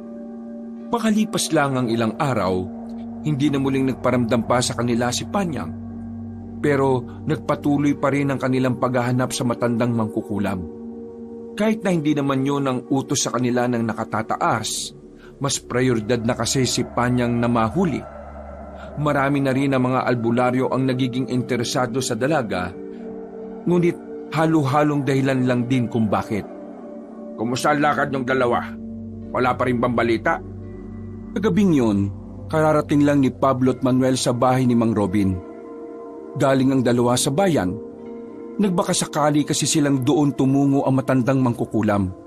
Pero sa kasamaang palad, hindi naman nila yon mahanap. Wala pa rin pong magandang balita. Lahat na kasi yata ng kasulok-sulukan ng bayan napunta na namin. Pero wala naman yung matanda. Kumusta naman ang paghahanap kay Panyang? Wala pa rin bang balita? Wala pa rin. Pero inisa-isa na ng mga kasamahan natin ng mga kabundukan. Teka, hindi ka na ba natanggap ng pasyente? Ang daming naghahanap sa'yo kanina. Sa gulo ng utak ko, baka wala rin ako magawang tama sa mga pasyente. Baka salip na gumaling sila lumala pa yung kondisyon nila. Naiintindihan naman kita. Minsan talaga kailangan nating magpahinga. Lalo na kapag wala sa magandang kondisyon ang utak natin. Di bale, pumasok na tayo. Kumain na lang muna tayo at may inihanda akong laing. May kanin din, bagong saing. Kumain na kayo. Sakto! Maraming salamat po, Mang Robin! Tulala at hindi nagsasalita si Pablo habang kumakain sila ni Manuel. Walang naririnig si Pablo kahit na daldal naman ang daldal ang kanyang kaibigan. Masyadong okupado ng mga pangyayari ang kanyang utak. Uy pre, nakikinig ka ba sa akin? Ha? May sinasabi ka ba? Ay nako, yaman na nga yun. Hindi naman mahalaga. Kinabukasan ng umaga, ginising sila ni Mang Robin. Masamang balita ang nakaabot sa kanila. Nanlalaki ang mga mata ng matandang lalaki at baka sa mukha nito ang pagkabahala. 15 kataong natagpo ang patay sa gubat. Lahat ng yon rebelde. Ang sabi ng mga ngaso na nakakita, 5 aswang daw ang gumawa doon. Isa sa mga aswang ay babae raw. At ang babae raw na yon ay parang pinuno. Namulagat ng tuluyan ng mata ni Pablo. Ang unang pumasok kasi sa isipan niya ay ang kanyang kapatid. Hindi kaya si Panyang yung babaeng yun? Nakabuo na siya ng samahan? Yun din ang iniisip ko. Baka sinisimulan na ni Panyang ang pagpapalawak ng mga aswang. Pablo, talagang wala na siyang pag-asang makinig sa atin. Nilamon na ng kasamaan ang utak niya. Kung hindi pa natin mapapaslang ang matanda, baka dapat mas unahin na natin si Panyang. Napaupo na lamang sa gilid si Pablo. Nanlalambot siya sa kanyang nalaman. Hindi niya matanggap na ganoon na ang ginagawa ng kanyang kakambal. Pre, alam kong mahirap sa'yo. Pero pre, kailangan natin siyang pigilan. Kapag nakapagparami si Panyang, siguradong maraming buhay ang mawawala rito sa atin. Aswang na si Panyang. Hindi na siya ang Panyang na nakilala at minahal natin, Pablo. Isipin mo na lang na gagawin natin to para makapagpahinga na siya. Maraming salamat. Sige, magmula ngayon, ituturing ko na siyang aswang na mapanganib sa buhay ng lahat. Nagpunas ng luha ang binata. Kinuha na niya ang kanyang itak sa gilid. Hinasa niya yon. Kinuha na rin niya ang latigo na yari sa buntot pagi. Pati na rin ang mga borloloy niya sa katawan na di umano ay ginagamit niya ito laban sa mga masasamang elemento. Handa na akong harapin ang katotohanan. Kakayanin ko. Tinakip niya sa balikat si Mang Robin. Napangiti na lamang din siya ng pilit. Mabuti na lamang talaga ay meron pa siyang kasama sa buhay. Malaki ang pasasalamat niya kay Mang Robin at kay Mang Manuel. Dahil kasi sa dalawang ito, kahit na papaano ay nalilinawan siya sa sitwasyon. Pagsapit ng gabi, magkakasama na ang tatlo sa pagronda. Isa lamang sila sa itinalaga na magbantay sa kagubatan. Madilim na ang kagubatan noong mga sandaling yon, pero may dala-dala silang lampara. Nakatambay lang sila sa ilalim ng puno habang nagmamasid. Nakikiramdam sa paligid. Mang Robin, Maraming salamat at tinayaan mo akong sumama rito kahit na hindi naman ako albularyo. Gusto ko kasi talagang samahan si Pablo eh. Wala yon. Alam ko naman na gusto mo lang namang makatulong. Isa pa, hindi ka naman ibang tao kay Pablo. Kaya hindi ka na rin ibang tao sa akin. Ako pa nga dapat na magpasalamat sa iyo, pre. Kasi sa totoo lang, wala ka namang kinalaman sa lahat ng nangyayari. Pagtanaw ko na rin to ng utang na loob sa'yo, pre. Kung hindi dahil sa'yo, baka wala na rin ang tiyahin ko. Baka isa na siyang aswang. At baka napatay na rin siya ng mga albularyo. Biglang natahimik si Pablo. Naisip niya kasing biglaan na maaaring mamatay din si Panyang sa kamay ng mga albularyo. Pero huminga lamang siya ng malalim. Sa puntong yon, sinubukan na niyang tanggapin na magiging ganun na talaga ang kapalaran ng kanyang kakambal. Habang naghihintay sila ng presensya ng aswang, biglang nakaramdam ng pananakit ng ulo si Pablo. Narinig na naman niya ang tinig ng matandang babae. Naririnig niyo rin ba yung matanda? Wala naman kami naririnig. Ako lang yata ang nakakarinig sa kanya. Bakit? Ano bang sabi niya? Ngayong gabi na raw, magpaparamdam ang mga aswang at kailangan ko na ihanda ang sarili ko. Tinatawanan niya lang ako. Parang pinlano na talaga niyang mangyari ang lahat ng ito. Tingin ko, kailangan na natin siyang mahanap. Hindi. Kailangan nating unahin ang misyon na nandito. Ginugulo lang tayo na matandang yan kung nasan man siya. Kahit na gustong-gustong mahanap ni Pablo ang matandang naririnig niya, nanatili pa rin sila sa kanilang kinalalagyan. Mas pinili niya ang kanilang misyon. Halos 1 oras na silang nagbabantay sa parting yon. Kaya nakaisip na si Mang Robby na rumonda na sila ulit. Muli silang naglakad-lakad hanggang sa makarating na nga sila sa pagitan ng 2 bundok. Mga nalagas na puno ang naroroon. Nakakabingi ang katahimikan. Habang nililibot ni Pablo ang tingin niya sa paligid, kusang nagtitindigan ang kanyang mga balahibo. Hinugot na niya ang kanyang itak. Marahan silang naglakad papalapit doon. Kumukulo ang langis. Nandyan lang sila sa paligid kaya humanda kayo. Isang malalim na paghinga ang ginawa ni Pablo. Maya-maya pa, nakarinig na sila ng mga kaluskos. May mga humahagikik din. Nagdikit-dikit na sila hanggang sa ibaba! nang tutukan nila ng lampara ang ibaba. Nakita nilang may gumagapang na aswang palapit sa kanila. Ang isa ay nasa harapan ni Mang Robin, pero ang isa naman ay nasa harapan ni Manuel. Hindi sila nagdalawang isip na tagain ang mga iyon. Muntikan na nilang tamaan. Mabilis na nakailag ang mga iyon.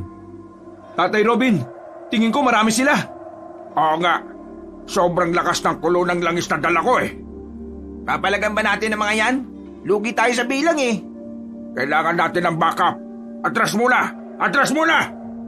Aalis na sana sila, pero narinig nila ang tinig ni Panyang. Napatigil ang 3. Paglingon nila ay naroon na ang dalaga. Iba na ang suot nito. Nakasuot na ito ng mahaba at kulay pula na kasuotan. Pero mahahalata ang pagiging aswang nito dahil sa haba at talim na mga kuko nito. Maligayang pagkikitang muli, kapatid. Panyang, itigil mo na kung ano man ang binabalak mo. Binabalak? Sino may sabing meron akong binabalak? Nakausap ko matandang mangkukulam. Sinabi niya sa akin na ngayong gabi, aatake kayo sa mga baryo. At naniwala ka naman doon? Naniwala ka sa isang nilalang na alam mong hindi naman mapagkakatiwalaan? Paano kung sinabi ko sa iyong hindi totoong sinasabi niya? Maniniwala ka rin ba sa akin? Hindi nakapagsalita si Pablo. Sa puntong ito kasi, parang nahihirapan na rin siyang pagkatiwalaan si Panyang. Alam niya kasing hindi na utak ng tao ang ginagamit nito, kundi utak na ng isang mabangis na halimaw. Hindi mo sinagot, kaya iisipin kong ang sagot mo ay hindi. Pero ito lang ang sasabihin ko sa inyo. Huling paalala ko na rin ito sa inyo. Sa oras na makialam kayo, hindi ko na kayo bubuhayin pa. Wala akong pakialam kung ano man ang naging samahan natin noon. Aswang na ako ngayon. Reyna ng mga aswang. At kayo, mga pangkaraniwang tao lang kayo sa paningin ko. Hindi ka na ba talaga babalik sa dati? Huwag ka nang umasa. Dahil ito na ang buhay na gusto kong tahakin. Mga kasama, halika na. Wala tayong mapapala dito. Pablo, tandaan nyo ang mga sinabi ko. Hindi na ako magdadalawang isip na paslangin kayo sa susunod na umadlang kayo sa mga gusto kong gawin. Mabilis na gumapang pali sa mga aswang. Napabuntungin nga na lamang ang binata. Tama lang ang ginawa natin. Hindi na naman natin sila kakayanin eh. Huwag na lamang natin ipaalam sa iba na nakaharap na natin ng mga aswang. Baka sabihin pa nila na pinakawalan pa natin sila. Tumango si Pablo bilang tugon. Mabilis nilang nilisan ng kagubatan.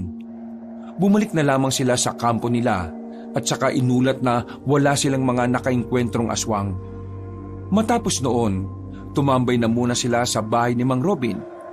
Habang nagkakape, napatingin sila sa direksyon kung saan inilibing nila ang ulo ni Bandong. Magkahalong emosyon ang nararamdaman nila noong mga sandaling yon. Hindi niya maiwasang sisihin ang kaibigan niya. Kung hindi kasi pinagsamantalahan ni Bandong si Panyang, hindi na naman uusbong ang galit ng dalaga at kung hindi umusbong ang galit nito, hindi rin sana magiging aktibo ang sumpa sa katawan ni Panyang. Ayon kasi sa matandang mangkukulam, ang sumpa ay nabubuhay sa mga negatibong emosyon gaya ng galit, inggit at pagkamuhi. Pre, malamig na yata kape mo. Busin mo na. Pre, masama ba akong tao kung kakamuhian ko si Bandong? Kahit na naging mabuti naman siya sa akin dati. Kung kakamuhian mo yung kaibigan natin, at tanggap-tanggap naman kung bakit. Nakagawa si Bandong ng mabigat na kasalanan sa kapatid mo eh. At nangyari yon dahil pinabayaan ni Bandong ang sarili niya. Kasalanan niya sa sarili niya na naging dulong siya. At dahil sa kasalanan niya sa sarili niya, nagkasala tuloy siya sa ibang tao. Pre, walang masama sa nararamdaman mo. Ang masama lang sa nangyari, inatay ni Panyang si Bandong. Kumbaga pre, inilagay niya sa kamay niya yung batas. Oo, naiintindihan ko mga sinasabi mo, pre. Tama ka naman eh. Hindi dapat inilagay ni Panyang ang batas sa kamay niya. Pero kahit ako, wala na rin akong nagawa eh. Hindi na si Panyang ang nakikita at nakakausap natin. Siguro, kailangan ko na rin tanggapin ang katotohanan. Magmula bukas, gagawin ko ang lahat para magawa ko ng maayos kung ano man ang tungkulin natin. Susubukan kong tanggapin na ang Panyang na nakilala ko ay matagal nang wala sa mundong ito.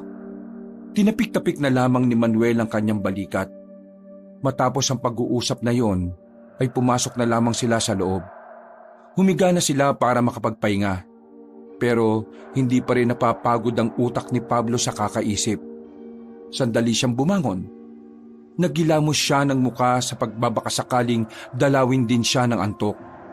Nagsibak-sibak na rin siya ng kahoy. Pinagod niya ang katawan niya pero kahit na anong gawin niya, gising na gising ang diwa niya. Hindi na yon dahil sa kape. Dahil na yon sa mga naglalaro sa kanyang isipan.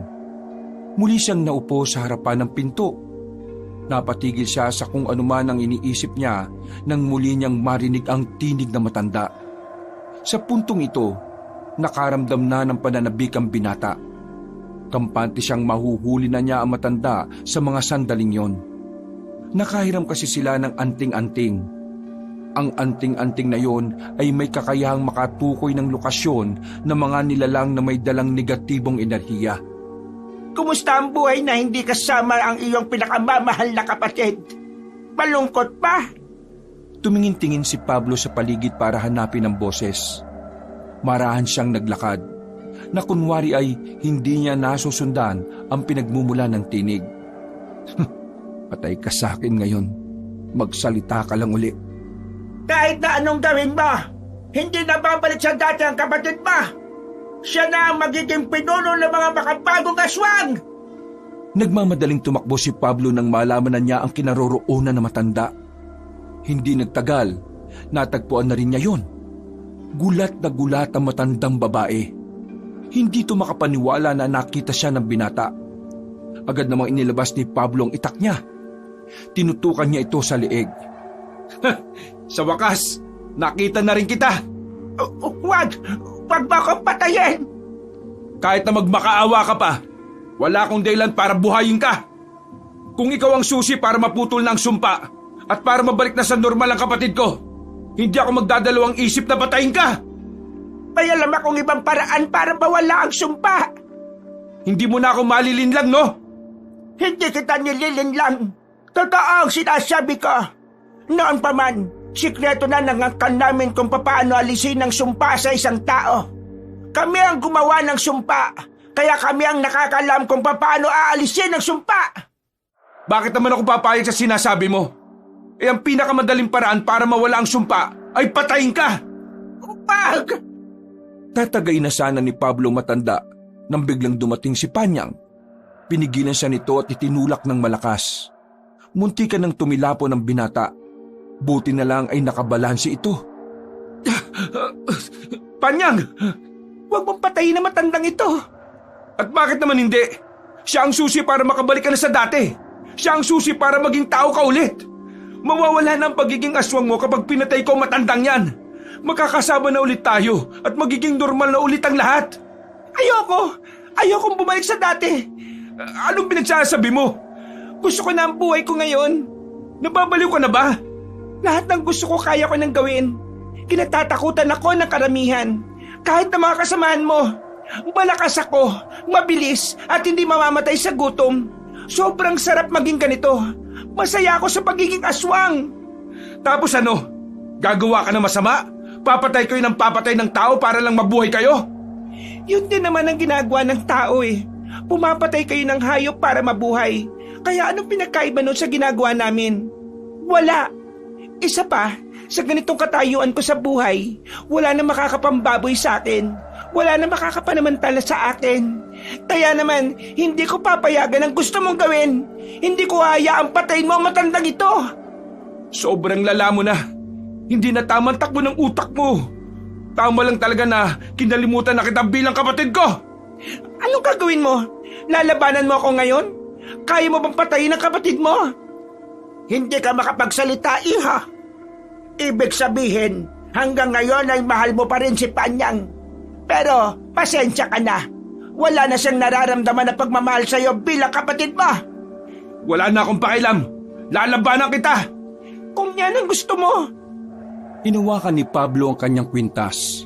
Walang kalam-alam si Panyang at ang matanda na may daladala palang anting-anting ang binata.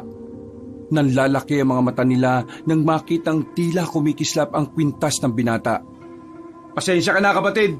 Pero sa puntong ito, kinalimutan ko na kung sino ako sa'yo at kung sino ka sa akin.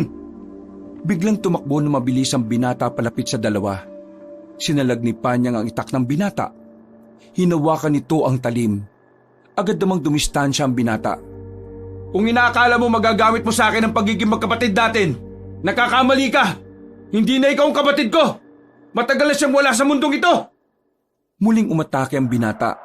Makakasunod na hagupit ng itak ang ginawa ni Pablo. Walang magawa ang dalagang si Panyang kundi ang umilag. Nang tumungtong ito sa mga sanga ng puno ay nagbago na rin ang anyo ng babae. Sumago pa ito kay Pablo. Habang naglalaban ng dalawa, nasa gilid lamang ang matandang mangkukulam habang tumatawa. Tuwang-tuwa ito sa nasasaksihan. Tila may kakaibang kaligayahan ang dinudulot ng pag-aaway ng magkapatid. Tinamaan ni Pablo ang kanyang kapatid sa tagiliran, pero tila hindi naman yun tumalab sa dalaga. Sa halip, mas lalo pa itong bumili sa pag-atake sa kanya.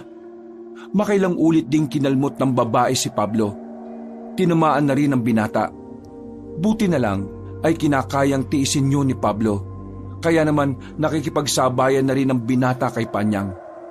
Tingnan lang natin kung kakayanin mo pa ito. May kung anong Latin na salita ang sinabi niya habang hawak ang anting-anting. Sa isang iglap lang, nakalapit agad si Pablo sa kapatid niya. Nagawa niya itong sugatan sa tiyan na naging dahilan ng panghihina nito. Napatras ang dalaga. Sa puntong ito, nabahala na rin ang matandang babae. Kahit tumakbo ka pa, tanda, papatayin pa rin kita! Ano pang iniintay mo? Patayin mo na ako! Yun naman ang gusto mo mangyari, di ba? Ang patayin ng kapatid mo! Tinutukan na ni Pablo ng itak si Panyang sa liig. Ito na ang tamang pagkakataon para wakasan na niya kagad ang kasamaan ni Panyang. Pero sa mga sandaling yon, tila ba may kung anong pumipigil sa kanya. Hinigpitan niya ang hawak sa itak. Napapalunok siya ng laway dahil sa kaba. Kahit naabot kami na niya ang tagumpay, hindi niya yun magawa kaagad. Bakit? Hindi mo ba kayang paslangin ang kapatid mo? Paslangin mo na si Panyang. Total, masama ka naman kapatid, hindi ba? Buong buhay mo, wala kang ibang bukang bibig kundi nabibigatan ka kay Panyang. Kunwari ka pang mahal mo ang kapatid mo. Pero ang totoo, ayaw mo na sa kanya kasi nahihirapan ka ng kasama siya. Kaya ano pang hinihintay mo? Patayin mo na si Panyang. Ito na ang pagkakataon mo para mawala ang pabigat sa buhay mo. Manahimik ka! Kahit na kailan, hindi naging pabigat si Panyang sa akin. Siya lang ang meron ako. Kaya mahalaga siya sa akin. Higit pa sa kung anumang bagay. Hindi mo malalaso ng utak ko, tanda! Ibig sabihin, hindi mo ko kayang paslangin, tama ba ako? Hinawakan ni Panyang ang patalim na nakatutok sa leeg. Dumistansya ito agad at saka tumawa ng malakas. Yan ang problema sa mga taong mababait. Hindi nyo kayang pumatay. Higit sa lahat, pamilya ang kahinaan ninyo. Kaya ikaw, Pablo, hindi mo ako matatalo kahit na kailan. Mahina ka! Pinatunayan mo lang sa akin na hindi ka karapat-dapat na maging kapatid ni Panyang. Mahina ka! Sobrang hina mong albularyo! Sabay na tumawa matandang babae at si Panyang. Sa mga sandaling ito, tila nawala na sa wisyo si Pablo. Tila ba unti-unting nakokonsensya si Pablo nang hindi naman niya maintindihan. Hindi na nga niya namalaya na nakaalis na pala ang dalawa. Natutuliro ang utak ng binata. Para bang may kung anong ginawa ang matandang mangkukulam kaya siya nawawala sa sarili. Halos 10 minuto rin siyang tuliro. Lugmok siya nang makabalik na siya sa bahay ni Mang Robin. Umupo siya sa pintuan. Magdamag siyang natulala at naabutan pa siya ng dalawa sa labas. Uy pre, anong problema? Natulog ka na ba? Bakit namamaga mata mo? Si Panyang po. Ay bakit? Ano ba nangyari? Nakaharap ko siya. May pagkakataon na ako para tapusin siya. Para tapusin ang mga binabalak niyang masama. Pero hindi ko pa rin pala kaya. Hindi ko pa rin pala kaya na ako maging dahilan ng pagkamatay niya. Hindi ko kinaya, Mang Robin. Ang hina ko. Mahina akong nilalang. Hindi ko alam kung bakit hindi ko kaya. Sobrang hina ko. Inuntog-untog ni Pablo ang kanyang ulo sa dingding. Agad din namang lumapit sa kanya si Manuel para awatin siya at pakalmahin. Nung mga sandaling yon, nakaramdam ng awa sa kanya si Mang Robin. Batid kasi na matanda na hindi rin talaga madali ang kalagayan ni Pablo. Kaya naman, hindi rin nila ito magawang husgahan. Nang maging kalmado na ang binata, ay dinala na nila ito sa loob. Hindi ka mahina, Pablo. Naiintindihan namin ang ginawa mo. Kaya huwag mong sisihin ang sarili mo. Pre, mahal na mahal mo kasi si Panyang eh. Sa mundong ito, siya ang tinuturing mong yaman. Kaya alam namin na hindi ganun kadali na ikaw mismo ang papaslang sa kanya. Naiintindihan ka namin. Hindi ka mahina. Alam mo, malakas ka pa nga eh. Dahil kahit nahihirapan ka sa sitwasyon, nagagawa mo pa rin bumangon. Pre, huwag mong sisihin ang sarili mo. Alam namin na malalagpasan mo rin yan. Alam namin na magagawa mo rin yan. Pero tapos na sana ang problema natin kung natapos ko na rin siya. Masyado ako nagpadala sa emosyon eh. Masyado ako nagpa-apekto. Pablo, hindi ito ang panahon para panghinaan ka ng loob. Kapag hindi ka nakausad sa nangyari ngayon, abay, mas lalo ka lang mahihirapan sa mga susunod na bukas. Bumangon ka. Kung nangihinayang ka, bumawi ka. Kung hindi mo ba kaya, hindi ka namin pipilitin. Pwedeng iba ang gumawa. Pwedeng ako. Pwedeng si Manuel. Pwedeng ang mga kasamahan natin. Naiintindihan mo ba ako? Tumango-tango na lamang ang binata bilang tugon. Pero sa loob-loob niya, hindi pa rin niya maalis na sisihin ang kanyang sarili. Pakiramdam niya kasi wala siyang silbing albularyo dahil pinakawalan niya pa ang dalawa. Pero nararamdaman din naman niya na kung papaslangin niya si Panyang, wala naman siyang silbing kapatid. Noong umagang yon, nanatili lamang sa loob ng bahay si Pablo. Itinulog na lamang niya ang lahat ng kanyang iniisip. Hapon na nang magising siya. Wala ang dalawa sa bakuran nang sumilip siya sa bintana. Pero lumabas pa rin siya. Pagtingin niya sa labas ng bakuran nila, nagkakagulo na naman ang mga tao. Hapon na hapon, pero maririnig niya ang mga nagbubulong-bulungan. Dahil sa kuryosidad, lumabas siya ng bakuran nila. Kaunting lakad lang, sa kabilang bakuran ay nakakagulo ang mga tao. Naroon ang isang bangkay ng lalaki, nakatakip na ng dahon ng saging. Ang narinig ni Pablo, nakabuka raw ang tiyan, at ang sabi pa ng mga tao, babaeng aswang daw ang dumali roon. Napalingon si Pablo sa gilid nang marinig ang tawag sa kanya ng kanyang kaibigan. Agad siyang lumapit doon. Sino yung namatay? Pre, sabi sa akin kanina ni Mang Robin, yung pinuno nyo ng mga albularyo, yun ang taong yan. Pinatay daw ni Panya kaninang tangali. Ang sabi pa, tirik daw ang araw. Bigla na lang inatake dito sa daan yung pinuno ninyo. Wala na raw nagawa kasi biglaan eh. Ha? Sigurado kang si Panyang yung gumawa niyan? Oo pre, may nakakita kasi. Tapos lumapit daw sa kanya si Panyang. Nagpakilala at sinabihan na maganda raw lahat ng albularyo kasi iisa-isay na raw kayo. Nagtindigan ng balahibo ng lalaki. Hindi niya masikmura ang ginawa ng kanyang kapatid. Sa puntong ito, napagtanto na talaga niyang hindi na niya kailangan pang makonsensya o maawa kay Panyang. Tinatak na niya sa kanyang puso't isipan na sa susunod nilang pagkikita, hindi na siya magdadalawang isip na paslangin yun. Nasaan si Mang Robin? Pinuntan agad yung mga kasamaan ninyo. Ang sabi niya sa akin huwag ka raw muna magpapakita ron. Baka raw kasi mapag-initan kanila kasi kapatid mo nga si Panyang. Hinawakan ni Pablo ang anting-anting na suot niya sa liig. Bigla na lamang siyang kinabahan. Ang anting-anting kasing suot niya ay wala ng bisa. Isang beses lang niya kasing magagamit yon, kaya ngayon hindi niya alam kung ano ang gagawin niya. Pero ganoon pa man, hindi pa rin nagbabago ang pananaw niya. Handa pa rin siyang tapusin si Panyang. Natapos ang kaguluhan at dinala na rin ang katawan ng biktima. Bumalik na lamang si Pablo sa bahay nila. Nagpalit siya ng suot. Hinanda ang kanyang kagamitan. Lahat ng lumang anting-anting ay dinala niya. Kahit na alam naman niyang hindi na gumagana ang mga yon. Nagbabaka sakali lang siyang meron pa siyang mapapakinabangan doon. Oh, saan ka pupunta ngayon? Hahanapin ko si Panyang. Ang sabi ni Mang Robin, dito lang tayo Hintay na lang muna natin siya makabalik. Gabi na. Kung hindi hahanapin si Panyang ngayon, baka makarating pa sila rito at dito sila manggulo. Paano mo siya lalabanan? Wala nang bisa yung anting-anting mo. Marunong akong lumabang kahit walang anting-anting. Kakayanin ko siya. Isa pa, nasugatan ko siya ng malala. Nakakasiguro kung hindi siya ganun kabilis kumilos ngayon. Napapakamot na lamang sa ulo ang lalaking si Manuel.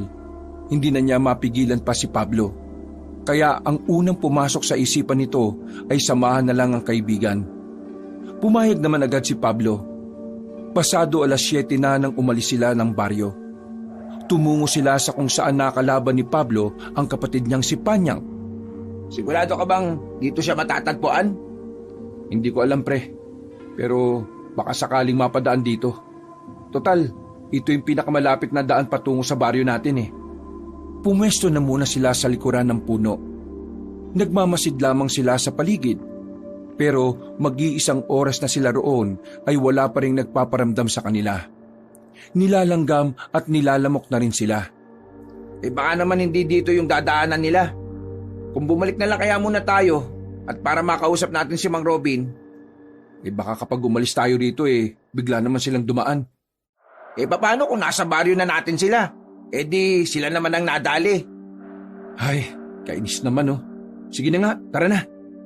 Sa huli ay nilisan din nila ang kinalalagyan nila. Binalikan nila si Mang Robin sa bahay nito. Nang makita sila nito na kararating lang, agad itong lumapit sa kanila. Saan ba kayo galing? Kanina ko pa kayo hinahanap pa. Mararamdaman ng inis at tinig na matandang albularyo. Iritado rin ang itsura ng mukha nito. Inabangan namin si Panyang, pero wala siya eh. Hindi siya dumaan doon. Alam niyo ba kung bakit hindi siya dumaan? Kasi umatake sila sa kalapit nating baryo. Pre, ito na nga ba sinasabi ko eh. Inatake nila ang lugar na walang albularyong nagpoprotekta. Inuuna nila ang mga walang kalaban-laban. Pasensya na po. Hindi ko alam na doon sila. Wala nang magagawa ang pasensya. Isa pa, wala ka namang kasalanan. Ang sa akin lang lahat ng kilos ninyo, dapat alam ko. Paano na lang kung may nangyaring masama sa inyo? Buti sana kung kakayanin pa rin ng anting-anting ang kapatid mo. Patungkol po sa anting-anting, hindi na po siya gumagana. Ay, yan na nga ba sinasabi ko eh. Ay, nako. Pero, huwag kayo mag-alala. Ipapagamit ko na lang sa iyo yung sakin. Pero, isang bagsakan lang yun ha. Kapag hindi mo siya natalo sa isang laban hindi na rin yung gagana. Tumango na lamang si Pablo sa matandang lalaki. Mga ilang sandali lang ay pumasok na rin sila sa loob. Hinalungkat ni Mang Robin ang baul niya at ibinigay ang panibagong anting-anting na kulay itim. Amana pa sa akin yan ng lolo ko. Hindi ko pa yan nagagamit kahit na kailan. Pero base sa lolo ko, ang anting-anting na yan mabisang panlaban sa mga aswang. Kapag ginamit mo yan, magkakaroon ka ng kakaibang lakas para matapatan ng liksi o bilis ng kalaban. Pero may oras lang daw yan. Kailangan mo siyang matalo sa loob ng kalahating oras. Magsisimula ang oras kapag isinigaw mo na ang pangalan ng anting-anting. Ano po bang pangalan ng anting-anting? Andromeda. Andromeda? Oo, pangalan ng isang diwata na namatay noong lumaban siya sa mga aswang sa Biringan. Ang ganda ng pangalan niya, Andromeda. Kapag isisigaw mo na ang pangalan niya, dapat na maramdaman niya ang damdamin mo. Sa kanya ibibigay ang tunay na lakas at kalinawan ng kaisipan. Isinuot na ni Pablo ang anting-anting. Nakaramdam agad siya ng kakaiba sa kanyang sarili. Nanlamig siya panandalian. Marahil, sinyalis yon na ang kapangyarihan ng anting-anting ay kinikilala na siya. Puyatan na naman ang gabing yon para sa kanila. Bantay sarado nila ang kanilang baryo. Bawat sulok ng lugar ay may nakabantay. Kaya naman, naging payapa ang gabing yon kahit na namamayani ang takot sa mga residente. Sumapit ang 5:00 ng umaga. Ilang oras na lang ay sisilip na ang liwanag. Habang nagro-ronda ang 3, isa sa mga kasama nila ang nakasalubong nila. Duguan ito. Tumatagas ang dugo sa leeg. Hindi na rin makapagsalita ng maayos. Ang naiintindihan lamang nila ay ang salitang aswang. Nagmamadali nilang tinungo ang kinaroroonan ng mga kasamahan nila. Isang karumal-dumal na senaryo ang dinatnan nila. Puro ulo na lamang ang inabutan nila sa pwesto ng mga yon. Wala na ang mga katawan. Napakabrutal naman ang ginawa nila. Wala silang pinipiling oras kahit na sasapit na ang umaga. Mang Robin, hindi na po biro ito. Tingin ko, kailangan na talaga natin gumawa ng paraan para makaharap si Panyang at ang mga kasamahan niya. Patalikod na silang lumaban Mahihirapan tayo. Nang tuluyan ng sumapit ang kinaumagahan, maririnig na naman ang mga iyakan sa kanilang baryo. Nagluluksa ang mga kamag-anak ng mga albularyong pinaslang ng mga aswang. At dahil nga walang tumatayong pinuno sa kanilang samahan, walang matinong plano ang nabubuo. Lahat ay may kanya-kanyang gustong gawin. Lahat ay may paraan. Mula nang mamatay ang kanilang pinuno, nawalan na rin sila ng pagkakaisa. Abala ang mga tao noong umagang yon. Halos lahat ng tao sa kabahayan gumagawa na ng armas na maaaring magamit laban sa mga aswang. Habang si Pablo naman, sinimulan pa lang ang pagbabasa ng mga librong may kinalaman sa pagkontra sa hipnotismo. Inaasahan din kasi nilang makikisali ang matandang mangkukulam. Nakahanda ka na ba? Opo, handang-handa na ako, Tatay Robin. Ang ibig kong sabihin, handa ka na bang tanggapin kung ano man ang mangyayari sa labanan ninyong magkapatid? Napatigil sa pag-aayos ng sintas ang binata nang marinig yon. Medyo Kinabahan siya. Pero dahil nakakondisyon na ang kanyang utak, kampante siyang hindi siya maapektuhan ng emosyon sa oras ng labanan. Mula nang patayin niya ang mga kasamahan natin, pati na rin ang mga inosenteng tao, tinanggap ko ng yun na ang landas na tinahak niya. Na kahit makabalik siya sa dati, kailangan niya pa rin pagbayaran ng lahat. Ang dating panyang na nakilala at minahal ko ay mananatili sa puso ko. Pero kailangan kong paslangin ang panyang ngayon para hindi na niya madungisan pa ang masasayang alaala na meron kami ng kapatid ko. Alam mo, Pablo, humahanga ako sa'yo. Bata ka pa lamang alam ko nang magiging matatag at mahusay kang albularyo. Pablo, kung ano man ang mangyari, huwag ka mag-alala. Nandito lamang ako sa tabi mo. Maraming salamat po, Tay Robin. Tinuring niyo kaming anak ni Panyang kahit na hindi mo naman kami kadugo. Wala sa dugo ang pagiging isang pamilya, tandaan mo yan. Kundi nasa pagmamahalan. Natigil lang ang usapan nila nang dumating na si Manuel. Inutusan nila ito galing kampo para sumagap ng balita. Hindi na kasi makapunta doon si Pablo. Galit sa kanya ang iba nilang kasamahan dahil kay Panyang. Musta? Anong balita? May mga dumating na isang organisasyon ng mga manunugis galing sa malayong baryo. Tutulungan nila tayo mapuksa ang mga aswang. Ang kaso ano? uhulihin ka nila, pre. Ha? Bakit nila ako hulihin? Ewan ko kung sinong nagkalat ng maling impormasyon. Pero usap-usapan dun ngayon na inaalagaan mo si Panyang kahit aswang na siya. Parang lumalabas na itinatago mo sa sama ng pagiging aswang ng kapatid mo. Ngayon, ikaw ang sinisisi nila kung bakit nangyayari ang lahat ng ito. Kasi kung sinurrender mo raw kaagad si Panyang, wala nang buhay na mawawala. Namatay lang si Pinuno, nababaliw na silang lahat. Pablo, kailangan umalis ka na rito ngayong gabi. Meron akong alam na daan na walang makakakita sa atin. Wala silang sinayang na pagkakataon. Mabilis nilang nilisan ng baryo. Bago pa sila mapuntahan ng mga manunugis. Dumaan sila sa isang parang imbornal na tuyo na. Isa itong lagusan patungo sa baryo na 4 na baryo din ang pagitan mula sa kanila. Robin, lagi ka bang dumadaan dito? Hindi. Pangalawang beses lang ako nakaraan dito. Yung huli, kasama ko pa si Pinuno. 5 taon na rin ang nakakalipas. Dito kami dumaan dati. Dito kami dumadaan dati kapag nag-iispiya kami sa kabilang organisasyon. May mga kalaban din pala kayo mga kapwa nyo albularyo, ano? Talamak ang hilahan pababa noon Hindi nagkakaisa. Parang ngayon. Binilisan pa nila ang kanilang paglalakad. Hanggang sa di kalaunan ay nakalabas na rin sila sa lagusan. Pag-akyat nila, nakarating na kagad sila sa baryo ng Sampaloc. Pero laking pagtataka nila dahil wala silang naririnig na ingay sa mga oras na yon. Sa pagkakaalam kasi ni Mang Robin, ang baryo ng Sampaloc ay may ingay ang mga residente. Tay Robin, masama ang kutob ko. Nandito sila. Nang nasa gitna na sila ng daan, dito na nila naramdaman ang mga presensya ng mga aswang. Napatingala sila sa bubungan ng kabahayan at nakita nila roon ang aswang na duguan ng mga bibig. Pinatay yata nila lahat ng mga tao nandito, Mang Robin. Sige na, humanda kayo. Mukhang ang malas natin Kung saan tayo lumabas, nandun pa ang mga ungas. Nakita nilang dumating ang dalagang si Panyang.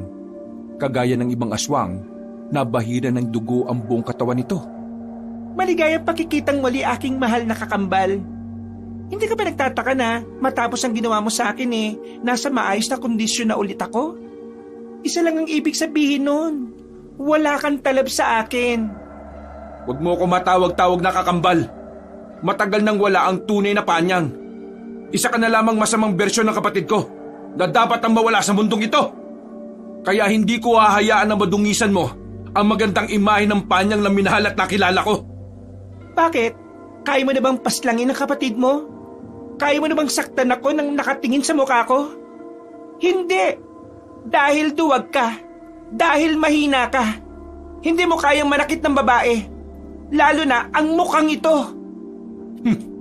Hindi natatalab sa akin ang mga sinasabi mong yan. Ang mabuti pa, simulan na natin ang laban na ito. Ngayong gabi, tutuldukan ko na ang kasamaan na ginagawa mo.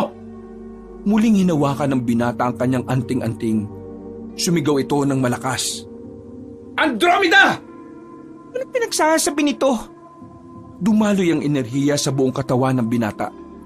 Tumalon ng mataas si Pablo patungo sa bubungan na kinaroroonan ni Panyang. Sa isang iglap, nagawa niyang masugatan ng dalaga. Kahit nadaplis lang yon, naramdaman pa rin ni Panyang na parang may nagbago kay Pablo. Tumalon palayo si Panyang at sa puntong ito, lumusob na rin ng sabay-sabay ang mga aswang. Dahil sa pansamantalang kapangyarihan na tinataglay ni Pablo, madalian niyang napapaslang ang lahat ng aswang na lumalapit sa kanya. Kaya naman, kakaunti na lang ang umaatake kay Mang Robin at Manuel. Wala pang ilang minuto, kakaunting aswang na lang ang natira. Marami na agad ang nalagas. Nanlalaki ang mga mata ni Panyang noong mga oras na yon. Hindi to makapaniwala na magiging ganoon kalakas si Pablo. Panyang! Ibang Pablo na rin ang nasa harapan mo ngayon. Hindi mo na ako kakayaning talunin kung ang kaya mo lang gawin ay umiwas. Ano nga akala mo? Natatakot ako sa'yo? Manigas ka! Unti-unting nagbago ng anyo ang babaeng si Panyang. Pumangit na ang mukha nito. Parang naging katawan na rin ng lalaki ang katawan ng dalaga. Huwag ka masyadong pakampante. Dahil ngayon mo mararanasan ito. Ang mamatay sa kamay ng pinakamamahal mong kapatid. Ipaparamdam ko sa iyo kung ano ang kapangyarihan ng isang aswang na nagmula sa sumpa. Namulagat ang mata ni Pablo nang biglang nasa harapan na niya ang dalaga. Muntika na siyang tamaan ng kalmot nito. Buti na lang ay naging alerto siya. Magkakasunod pa na pag-atake ang ginawa ng babae. Pero sa tulong ng anting-anting, nagagawa niyang agapan ang bawat kalmot ni Panyang. Sinasabi ko naman sa'yo, hindi mo na ako magagawang talunin. Pre, kailangan mo siyang paslangin kagad. Pambihira ka. Malalaman ni Panyang na may limitasyon ang anting-anting. Ang ingay mo talaga, Manuel. Hindi alam ni Pablo kung ilang minuto na lamang ang natitira sa kanya. Pero bago siya maubusan ng oras, ay sunod-sunod na pag-atake na ang ginawa niya kay Panyang. Pinagtatatagan niya ang dalaga. Paulit-ulit yung nakakailag. Pero nadadaplisan ito kahit na papaano. Mga ilang sandali pa, nakita na ni Pablo na parang nangihina na si Panyang. Mas lalo niyang nilakasan ng loob na ituloy ang pag-atake. Natatansya niya na anumang oras ay tuluyan na ring luluhod ang dalaga. Ha! Tapos ka na ngayon! Nasa aktong itatarak na niya ang itak sa dalaga nang biglang naramdaman ni Pablo ang pagbagal ng kilos niya. Agad na nakailag si Panyang. Sumilay agad ang nakakalokong ngiti ng babae. Mukhang tama nga ang hinala ko. May limitasyon ang ginagamit mong anting-anting. Muling umatake si Pablo. Pero sobrang dali nang mabasa ni Panyang ang mga kilos niya dahil sa pagkawala ng kakaibang bilis ng binata. Agad na lumapit sa kanya ang dalaga. Kinalmot siya sa dibdib at sinipa pababa ng bubong. Wala nang kalaban si Mang Robin at Manuel na mga sandaling yon. Kaya naman inalalayan nila si Pablo. Sasabay na rin ito sa pakikipaglaban sa babae. At talaga namang gusto niya ring sumabay na makapunta sa kabilang buhay, ha? Tandang Robin at Manuel na walang kwenta. Kahit nakikilala mo kami, wala ka na pala talagang kabutihang asal, ano?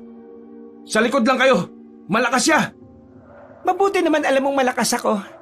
Tingnan mo, walang silbi ang lahat ng galos na tinamo ko sa'yo. Nagpanggap lang ako na nanghihina dahil gusto kong malaman kung hanggang saan ang kaya ng anting-anting mo. Tumatalino ka na pala ngayon, ha? Parang dati lang ang tanga-tanga mo sa maraming bagay. Mas nakakatalino talaga kapag wala kang pakialam sa nararamdaman ng ibang tao. Hindi ako kagaya mo. Natatanga kasi takot kang masakta ng mga taong nasa paligid mo. Muling gumawa ng pag-atake si Panyang. Gamit ang dalawang itak na hawak ni Mang Robin, hinarangan niya ang dalaga. Sinubukang patamaan ni Mang Robin si Panyang. Pero kahit anong gawin niya, sobrang daling naiiwasan ni Panyang ang bawat hagupit ng itak. Hinawakan ni Panyang matandang albularyo sa kwelyo at saka hinambalo sa gilid. Hindi pa ito nakontento. Sinipa ito sa dibdib at saka kinalmot ng mahaba sa likod. Agad namang kinuha ni Manuel ang palaso sa likuran niya. Pinukulan niya si Panyang ng isa pero nahawakan lang nito ang palaso. Binali gamit ang isang kamay. Ayoko sa lahat ng nakikialam kahit wala namang ibubuga. Nagulat si Manuel nang bigla siyang hawakan sa liig ni Panyang. Itinaas sa ere. Nakaisip naman agad ng paraan si Manuel. Tinusok niya ang mata ng dalaga gamit ang palaso, kaya siya nabitiwan. Ako ang harapin mo, Panyang! Kaya kitang labanan kahit wala na akong gamit na anting-anting!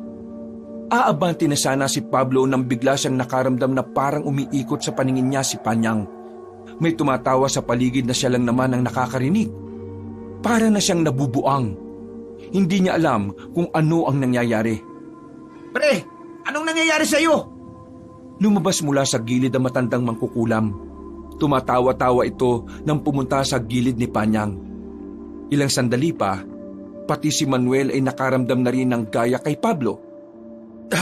Anong ginagawa mo sa akin, matanda ka? Isang hipnotismong nakababaliw. Mababaliw ka sa mga naririnig mo. Wala kang magagawa. Mamamalayan mo na lang na patay ka na. Kaya ikaw, Panyang, ito na ang pagkakataon mo para paslangin ang tatlong yan. Lalong-lalo na itong kakambal mong walang pakialam sa'yo nung una pa lamang. Kasi kung may pakialam siya sa'yo, hindi ka niya hahayaang maging ganito. Nag-angat ng tingin si Pablo. Nakita niyang baliktad na sa paningin niya si Panyang. Noong mga sandaling yon, batid niyang malapit na ang kanilang katapusan. Pero hindi siya nawalan ng pag-asa. Pasalamat ka, naawa pa si Aling Nida sa'yo. Gusto kanyang mamatay nang walang gaanong nararamdaman na sakit. Hindi mo kasi agad malalaman kung alin sa mga oras na ito ang pagkamatay mo. Humaba ang kuko ni Panyang. Sapat na ang kuko na yon para maitarak sa dibdib ng binata. Tawa ng tawa si Aling Nida sa mga sandaling yon. Buong akala kasi nito ay nagtagumpay na ang ginawang hipnotismo. Pero ang hindi nito alam, napagandaan na pala ni Pablo ang bagay na yon. Masyado kayong naging kampante! Anong... Nagulat na lamang si Panyang nang biglang dinampot ni Pablo ang itak at saka itinarak sa dibdib niya. Ang matandang babae naman ay nagtangkapang tumakas pero nakabangon na kagad si Mang Robin at tinabol niya ang matandang babae. Paano hindi ka tinablan ng... Tinablan ako ng hipnotismo. Pero sinadya ko yon dahil doon ko lang malalaman kung gagana pa ang naisip kong paraan. Sa maikling panahon, nag-aral ako kung paano kontrahin ang kahit na anong hipnotismo. Malakas man ito o hindi. Kaya naman, Panyang, ikaw ang talo sa laban na ito. Mukhang ito na nga katapusan ko. Nanghugutin na ni Pablo ang itak. Sumuka ng maraming dugo ang dalaga. Unti-unti itong napatras hanggang sa mapasandal na sa hagdanan ng bahay. Napahawak ito at saka napaupo. Ito na ang katapusan ng pagsira mo sa magandang imahe ng Panyang na minahal ko. Kuya! Sa narinig na yun ni Pablo, naramdaman niya ang pagiging sinseridad ng pagtawag ng pangalan niya. Pero nang lumapit siya, tinangka pa siyang kalmutin. Tumawa ng malakas si Panyang kahit na nahihirapan na itong huminga. Kahit na kailan, ang dali-dali mong lokohin. Mahina ka. Tuwag! Hindi ako naging mahina. Ikaw ang naging mahina sa ating dalawa, Panyang. Mahina ka dahil hinayaan mong lamunin ka ng kasamaan. Hindi mo nilabanan ng sumpa. Sa halip, mas minahal mo pa ang sumpa kaysa sa mga taong tunay na nagmahal sa'yo. Tapusin mo na ako. Ito naman ang gusto mo, diba? Ang mamatay na ako. Oo, mamamatay ka na. Ilang minuto na lang, mamamatay ka na. Pero sa huling sandali, gusto kong makita ang mukhang yan na nakatingin sa akin. Kahit na ang matang yan ay malayo na sa dati. Gusto ko pa rin tingnan ang matang yan. Nagsimula ng sumuka ng sunod-sunod si Panyang. Hindi na ito makapagsalita ng maayos kakaubo. Si Pablo naman, tuluyan ang bumuhos ang kanyang luha. Kahit kasi aswang na si Panyang at nilamon na yon ng kasamaan, ang katawan pa rin naman na yon ang nakasama niya mula pagkabata. Pero wala na siyang magagawa. Kailangan na lamang niyang tanggapin na ang kapalaran ng kanyang kapatid ay dito na matatapos. 2 minuto lang ang lumipas, tuluyan ng humilata ang dalaga sa hagdanan. Nakadilat pa ang mga mata nito nang bawian siya ng buhay. Magpahinga ka na, kapatid ko. Sana payagan ka pa rin ng Panginoon na makaakyat sa kaharian niya. Sana. Nang mamatay na ang babae, kinuha nila ang katawan ni Panyang at sinunog. Ang abo nito ay isinaboy sa ilog na madalas napuntahan ng magkapatid. Si Aling Nida naman ay nakatakas kay Mang Robin. Pero nahuli din ito ng mga manunugis at kalaunan ay napatay. Masakit para kay Pablo ang mga nangyari. Hindi madaling tanggapin na kinailangan niyang paslangin ang sariling kapatid. Pero sa paglipas ng mga taon, unti-unting nagiging maluwag ang kanyang dibdib. Iniisip na lamang niya na sa mga sandaling ito, nasa maayos na kalagayan na rin si Panyang. Palagi niyang ipinagdarasal na sana, sa kabila ng mga ginawa ni Panyang, maawa ang Diyos at bigyan pa rin ito ng puwang sa paraiso ng langit. Wakas,